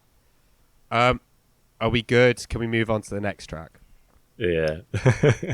Pretty Tied Up, The Perils of Rock and Roll. See, you know what Alex was saying with Get in the Ring? I think this is trying to be a joke, or maybe it's trying to be a joke, or maybe it's trying to be satire, but it does just get lost. I think this should go in the bin. This is a fucking mess. The chorus might be the worst chorus they have ever put out. Like, it's 1992. Why are you writing this? Why are you writing something that sounds like it should be from 1971? Like, awful title as well. There's another stupid ad-lib at the beginning, which I think is trying to be a knowing wink about how dumb the title is and trying to, like, you know, Right, yeah. Like, looking at the lyrics, I think it's trying to be more of a meta song about the band. But again, I don't really care. It's not something I can relate to. I hate this sort of, I hate this them against the press dynamic that they put out in their music. It makes them look like fucking losers. And yeah, I don't like this. And I think that, let's say this is trying to be a joke or satire, it's nowhere near as funny as their cover of Knocking on Heaven's Door, which means it's a complete failure. Yeah. Alex, what do you think? Yeah, man. Like this one, it fails in so many. Like at first, when I heard this sort of, I think they are just using a guitar, but they go for like a sort of Middle Eastern sound with the guitar work, and I was like, oh, okay, like let's try something different. Okay, fine. But then they very quickly revert back to this. I don't know, this very sort of boring sort of formula. Yeah, and it's just the mix of instruments and tones and everything is very, very bland. And this one, for what it is, it was just too long. There wasn't much going on there. Though the second sort of wah solo I thought was pretty sweet. But other than that, this was a pretty irritating listen. Yeah. Then the hook is just just annoying. Not much to say. Didn't really like it. Danny. Pretty fucking dumb opinion right there. All right, Danny, what do you think of Pretty Tied Up? Well, the perils of rock and roll. Get on with it, I command you. Well, because Alex already mentioned the wah in the solo, I don't really have anything to say. I wrote, I can't think of anything to say, it just goes on and on. I wrote a bit about the solo, and then I just cannot pay attention. And that's it. So, it's not offensive enough for the bit, but at the same time, it was so... Like, I just would refuse to listen to it, or pay attention to it, rather, that I'd be willing to put it in the bin, if you guys feel strongly. Yeah, I'm happy to I back wanna that, put it. because I really didn't I like wanna put it it. in the bin. But it wasn't noticeably bad for me. I want to put it in the bin. Yeah. There's some Alex? songs come up I want to put in the bin, and I feel as though this isn't as bad as those. So I'm like, kind of like Danny. I'm like, I want to put this in the bin. We can come back to it. We can talk about it later. Okay. Okay. Next one, Locomotive, brackets complicity. Another terrible title. Another fucking awful title. Danny, Brackets complicity. what is it fucking, what does it mean? Since we've been doing this podcast, at this point in the album, this might be the most tapped out I've ever been in terms, like, while I'm listening to it. Just doing other stuff, not paying attention. Yeah. Really feel like I shouldn't be doing the podcast I wrote. Like, as in, I'm not doing my job, because I don't want to listen to this music. I did notice with this one, maybe quite a good outro, and then I wrote, I don't care. And then I wrote, yeah, pretty sure this is the best track on the album, maybe, and that's funny. Because I think the outro's maybe the only interesting part of the whole album. So maybe the best track, and that's all I wrote. So, I don't know, Alex?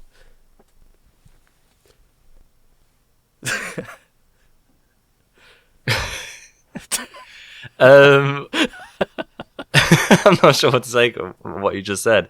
Can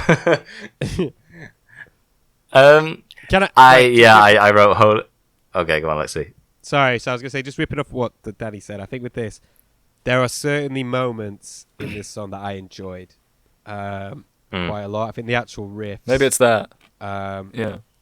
Quite a few of them sound like they could have come off Appetite, I think. There are brief moments, brief little sort of flashes where I'm like, okay, yeah, that sounds like something that could be on Appetite. Particularly sort of the groove. It's got kind of like a Rocket Queen groove going for it. A lot of kind of like disco-y open hi-hats and stuff. And I thought that was cool. It's the length. The length is oh my god, 8 minutes. It's ridiculous. And of the things that I enjoyed, Axl's voice was not one of them. He sounds terrible on this one, to the point where it basically ruins the entire thing. It's the one that's like, it's like, shut, be quiet. I'm sorry, Alex. You carry on. Yeah, no, that's fine.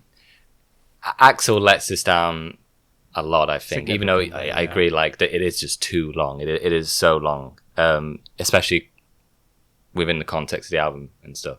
But just the sort of the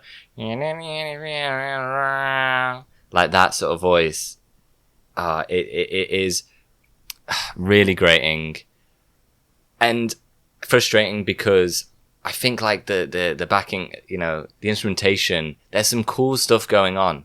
Like there's sort of like it's like a darker, grungier sound. Like I like the comparison you made, Alexei, to Rocket Queen. There's some really good drumming at moments and like sort of rhythm guitar, but it is just lost because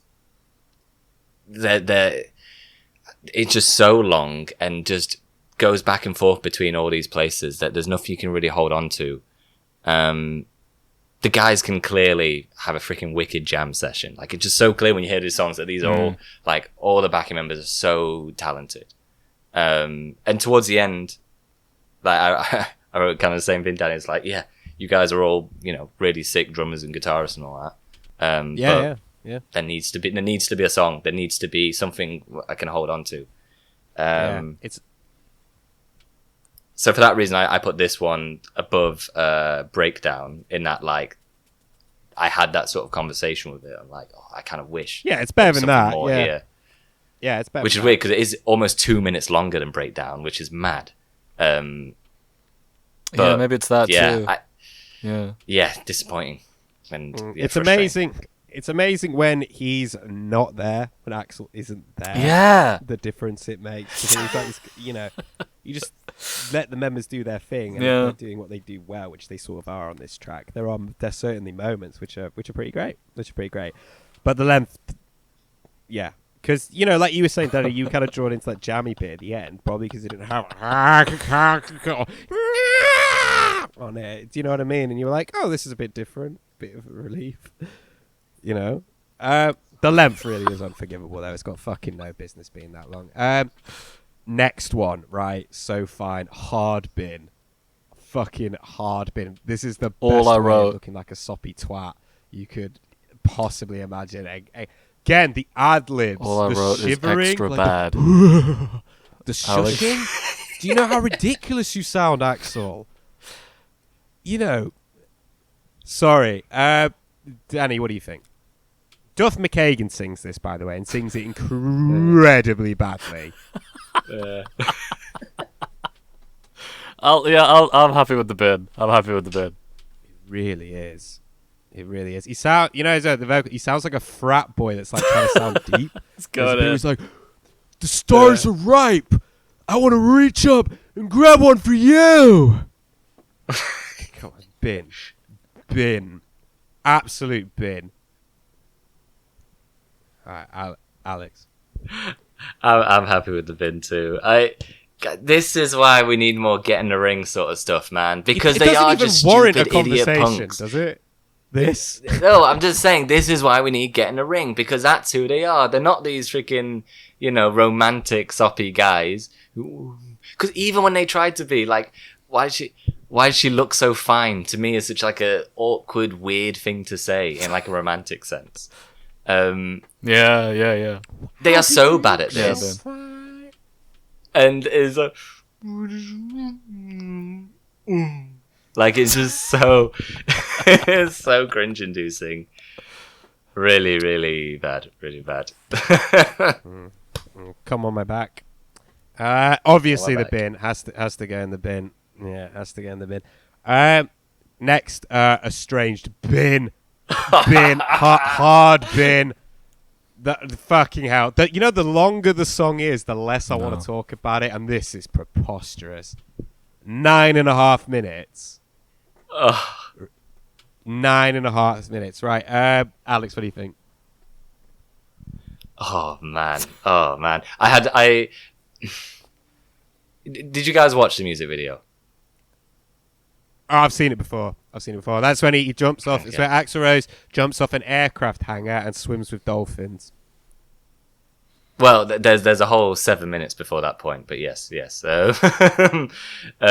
Yeah, because when you see the music video, you kind of understand the music more in the sense that they clearly don't know what they're doing for both. Like, it's just, the music video is really confusing and all over the place and tonally just insane. And they just clearly just like saw something and were like, oh yeah, throw that on there. It is also very funny. Really, really funny. It's absolutely mad. It's absolute madness. In fact, a lot of those music videos that they made around that time, like "Don't Cry" and stuff like that, they're sort of almost surreal. Like, but they play out almost like like when people do like actually a bit like when the a bit like the "You Could Be Mine." You know, the video for that for Terminator Judgment Day, where you've got them playing and then shots from the film. The other videos almost work like that. They always play out like that. So they're like playing, and then there'll be shots, and they kind of seem like shots of completely unconnected scenes that you assume must be from like a film or something. Do you know what I mean? Yeah. But no film exists. Do you know what I mean? It's completely random. Yeah, they are attempting to be incredibly cinematic. And the sort of story of Estranged is Axel's depressed, and despite having everything, like, this is me really stretching. He's depressed, and so he goes onto an aircraft carrier, which I think is that shot of him jumping off air carrier is what makes this, I think, maybe the most expensive music video of all time. Yeah, because it makes you. I believe them renting that out is what tips over the edge. He jumps off, and then he swims to the dolphins, and then Slash comes out of the water. Admittedly, pretty sick. Slash coming out of the water and playing the solo. Yeah. And then, did you see that? You guys watch. At the end, Axel's with a dolphin, and he looks towards the camera, being like, like. Yeah, no, I've seen that. Anyway, I've seen that. I've watched the video. The thing is, though, Danny made an excellent point earlier. I can't remember what term he used, but basically, like, when the power got taken away from record labels because people could start streaming music and upload music and stuff, like, music got more democratized as it went on. You look at Axl Rose jumping off an aircraft carrier and swimming with dolphins, and you just think there are people in the world that have nothing. There are people in the world that literally have a fucking roof over their heads, and this guy is jumping off an aircraft hangar and swimming with dolphins, like in a Charles Manson shirt, I think, as well, if I remember correctly. It's completely it's completely preposterous. Sorry, Alex, carry on. No, I just wanted to look now. Apparently, at that time, that video cost $4 million to make. That video. Anyway, yeah, and so the song itself is similar, where it's just like, what are you on about, dude? Like, what is going on? Where is this going? Like, there's no memorable hook. It's just moving between all these different parts, and there's really, despite it being such a long song, there's extremely little to grab hold onto. This was a single, and again, as well. yeah, and again, weirdly, I honestly really think at this time, like, the music videos really helped them in that sense. Of course, their previous work, made them a big name, but, like, MTV and other platforms, like, being like, oh, look, we got this 10-minute long, like, film to show you from Guns N' Roses. I think that in a way, like, really drew it. That probably is what made them choose it as a single, and also would have given the song more life. Same with November Rain. Yeah. Well, it's meant to be part of a trilogy, apparently. It's meant to be part of a trilogy. Don't Cry, November Rain, and this are meant to be like a video trilogy. And they're all the music video nonsensical and expensive and pompous and deeply uncool. The Estranged music video is much better than November Rain, but I think November Rain as a song is better than Estranged. At least I like the ending of November Rain. No, I agree. I agree. Solo is probably better than Estranged as well, though it's not much in it. Really, and again, just I get so confused why they want to be this piano-focused band and write these piano ballads, because as you heard about how I felt about, like, Get in the Ring and Shotgun Blues, like, just be a freaking wild punk rock band. Because, like, you've got the voice for it, you've got the guitarist for it, you've got the drummer and all this, but it's awesome rock sound. Use them. So why do you want to push yourself into this direction? Or if you're going to, at least freaking put in the time and really craft it. Sorry, I know you guys probably don't want to talk about this song for long, but no. I think what it's probably got something. I think it's probably got something to do with the fact that Axl Rose actually can play piano, where I don't think he can play guitar very well. So the more he was writing, probably. the more control. Oh yeah, good point. He was probably writing He's a not lot a bad of piano player. Like, he's very serviceable. He's not like a terrible pianist. He's a really shitty songwriter as it's playing out.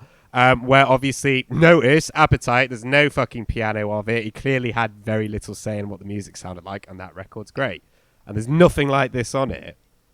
Nothing like this on it. The middle part of this song, the I'll tell you, it just goes on and on and on. I actually listened to this. To this today. I was dropping my son off, and 2 roads were closed. Archer Lane was closed. If you're from Sheffield, shout out to Archer Lane. And Woodseats Road were closed, so I was stuck listening to this in a fucking traffic jam for quite some time, and I was getting angrier and angrier and angrier. And I was just like, why is this a thing? Who is this for? Why is it a thing? I keep saying that. Who is this for? Are we talking about ripping off your fans and stuff like that? You love Welcome to the Jungle, and you've got this spaffed at you. It's not right. Really, really wrong. Sorry, Danny. Who is listening to this album, like, start to finish? Who's sitting down and listening to this album and loving it?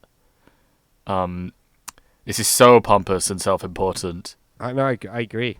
And what the only thing that sort of made it better is that my partner came home as I was listening to this, and we just started doing impressions of Axl. She doesn't know this band, really. And so we were both just doing the kind of... Yeah. We were just doing the high annoyingness that he does. I have nothing else to say. It's a really bad song. Maybe if I saw the video, I'd come around to it. That's it. Yes. The video's really good. You could... sorry, can I just say something on that? Sorry, yes. No, carry on. Carry on. Like, yeah, please. So Dan, like, you say, like, who's listening Moving to this? on! You could be I mean, mine. this is, like, this and November Rain and, like, I'm looking at the numbers now. Patience, Civil War. They rack up huge numbers. Not just even back in the day, but, like, now. Are we seeing this wrong? Are we just stuck in the Appetite sort of I don't mindset? know. Maybe I have wondered whether there is like a nostalgia thing that is at play. Maybe, but they do sound radically different, and it's not like if you love. Really don't think if you love Welcome to the Jungle, if you love Rocket Queen or whatever, you're gonna like November Rain. They're radically different. I think it's absolutely fine to say this is objectively worse than this thing. This is a side of their sound I do not like. I prefer it when they do this stuff. I don't really think nostalgia comes out. I would be curious. I think that's quite cheap defense. Sorry, cheap. Yes, I would be curious, willing to be proven wrong, but I would be curious to see how many people our age and younger rate Use Your Illusion 1 or 2. They don't. I've already said this. Everyone would just be, when I was younger, and people would say, "Oh, you like Guns N' Roses." It's just Appetite. It's literally all they would say is like they just mean Appetite. I agree completely. I was convinced for the longest time that they just made Appetite and then basically just fell apart and broke up. Like, I remember being in HMV once, and there was a Guns N' Roses Greatest Hits that was out, and I was like, "Greatest Hits? They've only got one album. What's that? What? Why is that?" And then I only found out later about fucking this record. And I was always, and when we were coming into this, I was always like, well, why don't people talk about Use Your Illusions 1 and 2? Because they're basically the same lineup minus one member, and it's becoming fucking evidently clear why. But I think people have that much nostalgia. I think it works the opposite way. I think people that have so much nostalgia for the the I've got original this down lineup for it. that they're willing to defend these two records. Again, I think Appetite just acts as this huge awning that seems to just protect 5 more records down the line, or Right. at least the records that have a similar lineup. This Yeah. is terrible. This is absolutely terrible, and it's definitely not something that you would assume that someone that likes Sweet Child of Mine would like. It's ludicrous. Unlike the next track, Okay. which is an Yeah, absolute forgot. banger. You Could Be Mine. I Man. think this goes so Come hard. on. Again, I've listened to this record a lot whilst driving. God. It's unbelievable to drive to. It's got a lot of swagger. It's got drive. The riffs are loose, and I think that sort of loose interweaving riffing has been really, really missing from these records. This is the most Appetite we've had yet. I think this could happily be on Appetite, and it truly feels like a continuation of that sound. It's just tighter and better produced. I think it could have benefited from having Steven Adler on it, as if this feels a lot more gridded and a lot more tighter. It hasn't got that push and pull that Steven Adler brings, and I think it could have benefited from that. But let me put this into perspective for you. Like, we have not had a truly great song from this band, in my opinion, since Rocket Queen. We've had 1 EP and nearly 2 double albums before we've gotten anything close to what I think is Still that way. It's a great Guns Still N' that Roses way. song. In your opinion, yeah, great. But I think this might be the last great This Guns N' thing off. Roses song that we get, potentially. I think this is easily one of their best intros. The chorus and the bass sounds great, and the drums, it really sets the scene. But I guess, the placement it's got on this record, number 12, is abysmal. Abysmal. It should be way earlier. The obvious thing is it should have started the record. But, Are you all right, man? Are you all right? What do you mean this is great? Are we thinking of the same song? This is great. This is easily one of their best songs by far. This is an absolute fucking banger. This feels truly, to me, this is like what Guns N' Roses should be, and yeah. But that is not a controversial opinion. A lot of people will go in hard for this song and say No, this is like one I of think their, fans this like is this like one. this is like one of their great songs. Do you know what I mean? Because it just sounds like them. It's not this big bloated fucking orchestral ballad that no one was asking for. Danny, what do you think? Like an annoying child making sounds in your face. Is this not track? Could this be track listing though? Do you think this could be track placement though? Because this is 12 of, and basically, you're coming off of Use Your Illusions 1 as well, and you're really running out of patience, and then it's Use Your Illusions 2, and it's really great. And is coming at you from like every single direction, and then you get to track 12. Do you think it's possible that maybe your patience just run out? And I will happily admit as well that this track I knew before this. Like I knew before this. I used to see I on think like, I did. TV and stuff like that. Like I knew this song really well. I've seen before Terminator this. 2 multiple times. But I knew this song well. Like I knew this song like well and really enjoyed it. So I'm willing to admit that like I know I like the song and can listen to it out of the context of this album, whereas maybe you not so much. And then I'm willing to admit, yeah, it might be quite annoying. It could be that, man. But anyway, me and my partner were doing impressions again. That was fun. So I enjoyed that. Just doing impressions of this guy who can't sing. I didn't feel the track at all. I thought the intro was fine.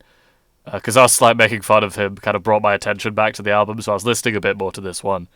But still, absolutely nothing. I thought I don't like the chorus. I don't like it. It skips ahead to my conclusion. This album's really making me question if I like this type of music at all anymore. Oh my god! Oh my god. Sorry, I'm curious. When you say this type of music, what music do you mean? Because this isn't. Do you mean like hard rock or like Hard metal? rock. This album is not that. This album is not that. Oh, that's true. That's a good point. Okay, but You this know what song I mean? is, and I'm feeling But this nothing. song definitely is. Nothing. This song is. Yeah. This song is. But it's fucking shoehorned in amongst all this, like look at the tracks before it. Estranged, so fine. This is followed by Estranged. This is preceded by Estranged and So Fine. Hard rock. I don't know. I'm just. Shit, man. I really, really don't like You Could Be Mine. Alex? Alex. Wow. I didn't have much context for this one. I knew Guns N' Roses had a Terminator song because I remember like people talking about like how funny the idea that Terminator wants to kill Guns N' Roses. Like there was a few music videos like that. Like RoboCop had a similar one, not with Guns N' Roses, but someone else. And so I was aware of this, but I couldn't tell you the song.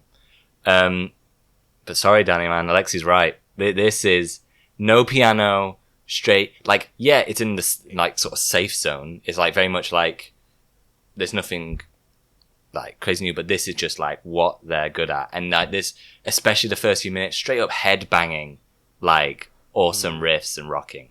Like the first minute especially freaking goes so hard.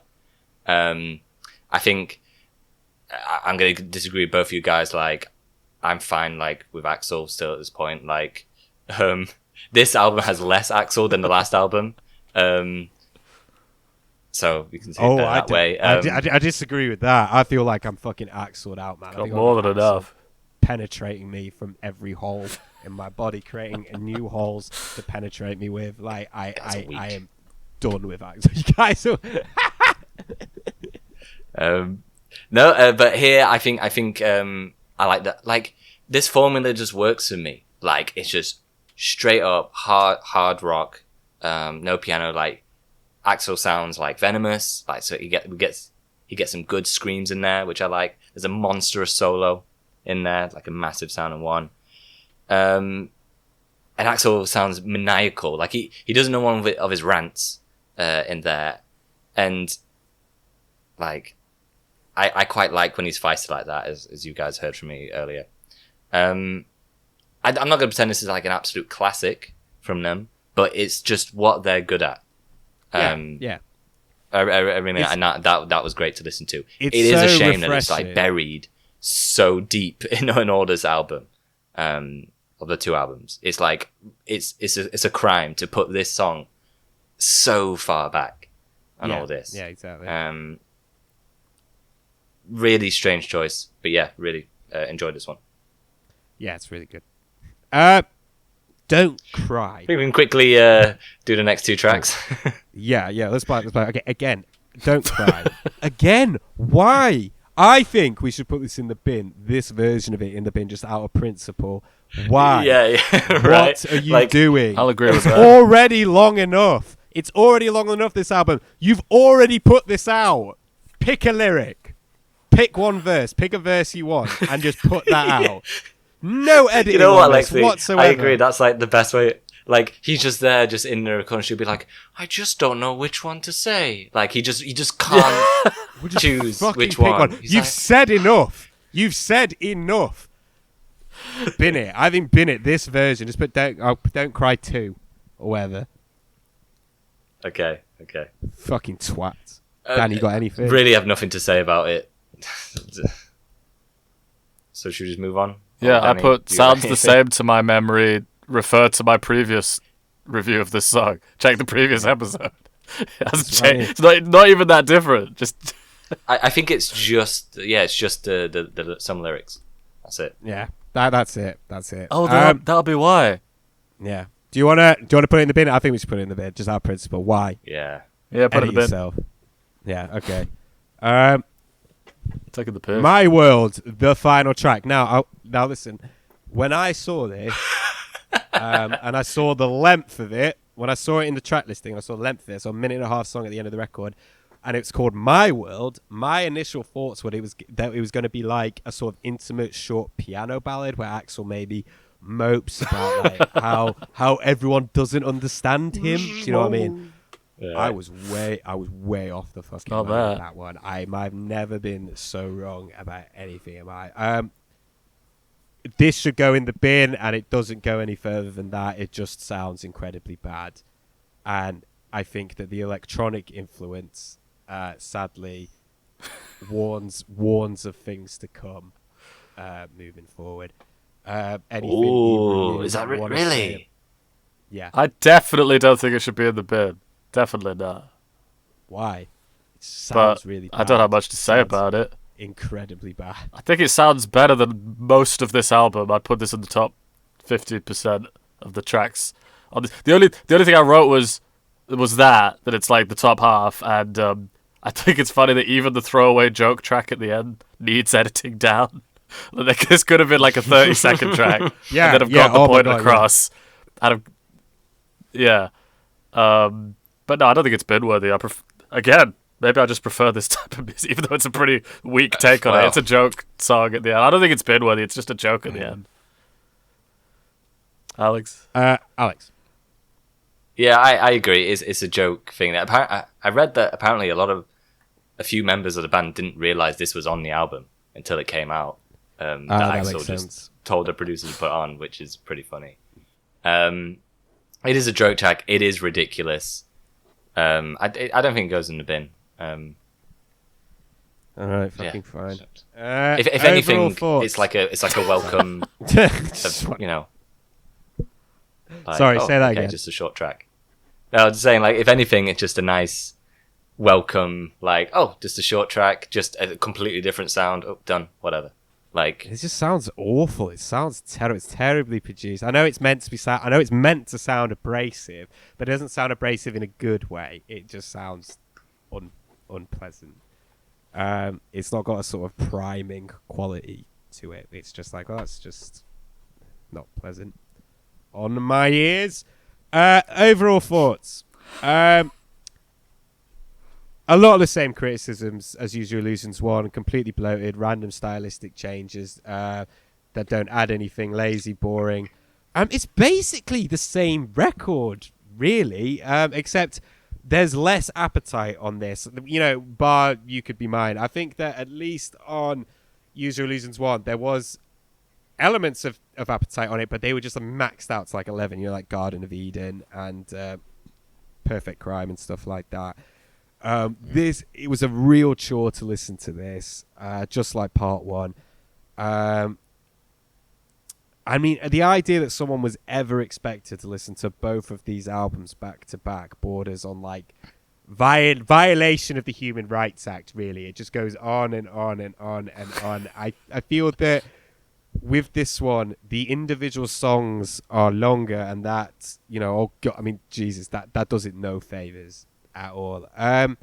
However, it does have You Could Be Mine on it, but I do think it's got more bin-worthy nominations, at least from my end. So it is tricky. You Could Be Mine lifts it, and it also has Knocking on Heaven's Door with Knocking on Heaven's Door, which is funny. Look, they're both terrible records. They're both really, really bad albums. However, how do you look at this? You know, can they be tied? They're basically the same album and sold kind of as a package. You have to choose. Has to choose then. You have to choose. We really reviewed them separately. Hard. Dude, it's obvious. I mean, overall, I'd say that this is, in many ways, worse. It sounds like you're going to have the casting vote, Alexei. I've just realised you've got the casting vote because Alex is going to say it's better. Okay, I definitely Alex think it's worse. better. You think it's worse. Oh, man, that's hard. But this is not, like, you need to understand, there's a hair in it. There really is. Between G and Our Lives, Use Your Illusions, and Use Those Two, there really is. I agree with that. I don't even think I feel comfortable putting G and Our Lives at the bottom. I would have put Use Your Illusions 1 at the bottom. It's only on a technicality that one in a million is on it, that it is at the bottom. I'll let you guys talk about your individual thoughts. We'll talk about ranking at the end. But I agree. Right. I feel like it will probably be me as the deciding vote. Alex, you'll probably be more positive than I will, so we'll go with you. What do you think? What's your thoughts overall? Yeah, this has the exact same problems as the first album in that obviously the length and just like how the flow of the album and sort of the tone, it's just all over the place and unsure of itself as well just like a lot of the songwriting. I think it is just a thing that there is, like, I have just gravitated, like, just out of the look of the draw, that, like, some songs I've liked of the wide variety of, not wide variety, but just of, like, the bunch of songs they've thrown out there, that just a few they've come together that I quite liked have come onto this album. So, like, it is close, because obviously for each of the songs I like, there are 2 or more tracks that I really, really don't like. But I just think You Could Be Mine. What was it going up? Like, again, Shotgun Blues I thought were very simple but just effective. I really think Get in the Ring, I just think that is such a fun track and what I want from them, in a sense. Not on Heaven's Door, way better than the equivalent of on Use Your Illusion 1. I actually think it might be better than the Dylan version. All the parallels, I don't think the between Dylan version is that the good. better one I is think on it this might be album. better. Except maybe November Rain. Sorry. Sorry, carry on.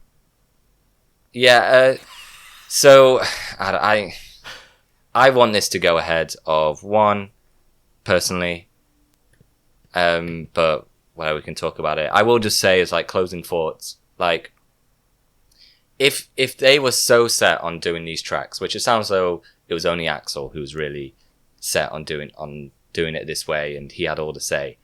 If you're going to do this, because now I'm looking at both the track listing on both albums, they could actually have one album where it's just the hard rock sound. Like, you take Right Next Door to Hell, you take Back Off Bitch, you take there's some others I'm forgetting, like, that are just straight up just like more hard rock. And then from this album you take Get in the Ring, Shotgun Blues, what was the one we were just talking about? You Could Be Mine. You Could Be Mine. And then you can make, yeah, thank you. You can make, you know, a sort of 7 to 8 track album, and we can agree whether it'll be a great album, but at least it's consistent and, you know, would appease a lot of fans. And then you can put the sort of more cinematic, dramatic stuff, the more piano-led stuff, on another album. For me, that's the way they should have done this. And then we you know, it'll be so much more palatable and so much more, it'll just be easier to... Got more of a choice, right?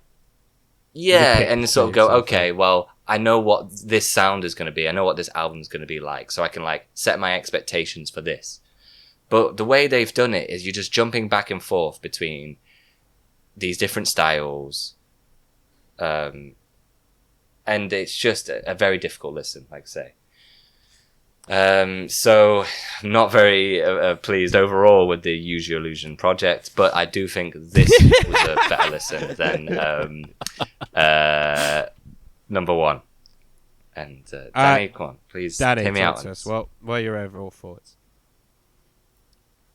I did not want to listen to this after the first one because I didn't like the first one, and I thought it would be more of the same. And that's very, like, you know, glass half empty, but that was right. I was proven completely right. It is more of the same shit. And I think it's worse than the first one, probably because it came after, and so it is to do with, like, the sequencing, but also because I would just say, well, the first one has Alice on it, so I like that. And that lifts the whole album for me. This one doesn't have Alice Cooper on it, which means it's not as good. Jesus Christ, that's the deciding It did factor. make me wonder how much I like. Danny, Alice. Think how poorly they Well, used that's Alice it. on the first album. That should make it lower just by the fact. It tarnishes discography. The fact that he's associated Exactly. with this project now. That song he's on is terrible as well.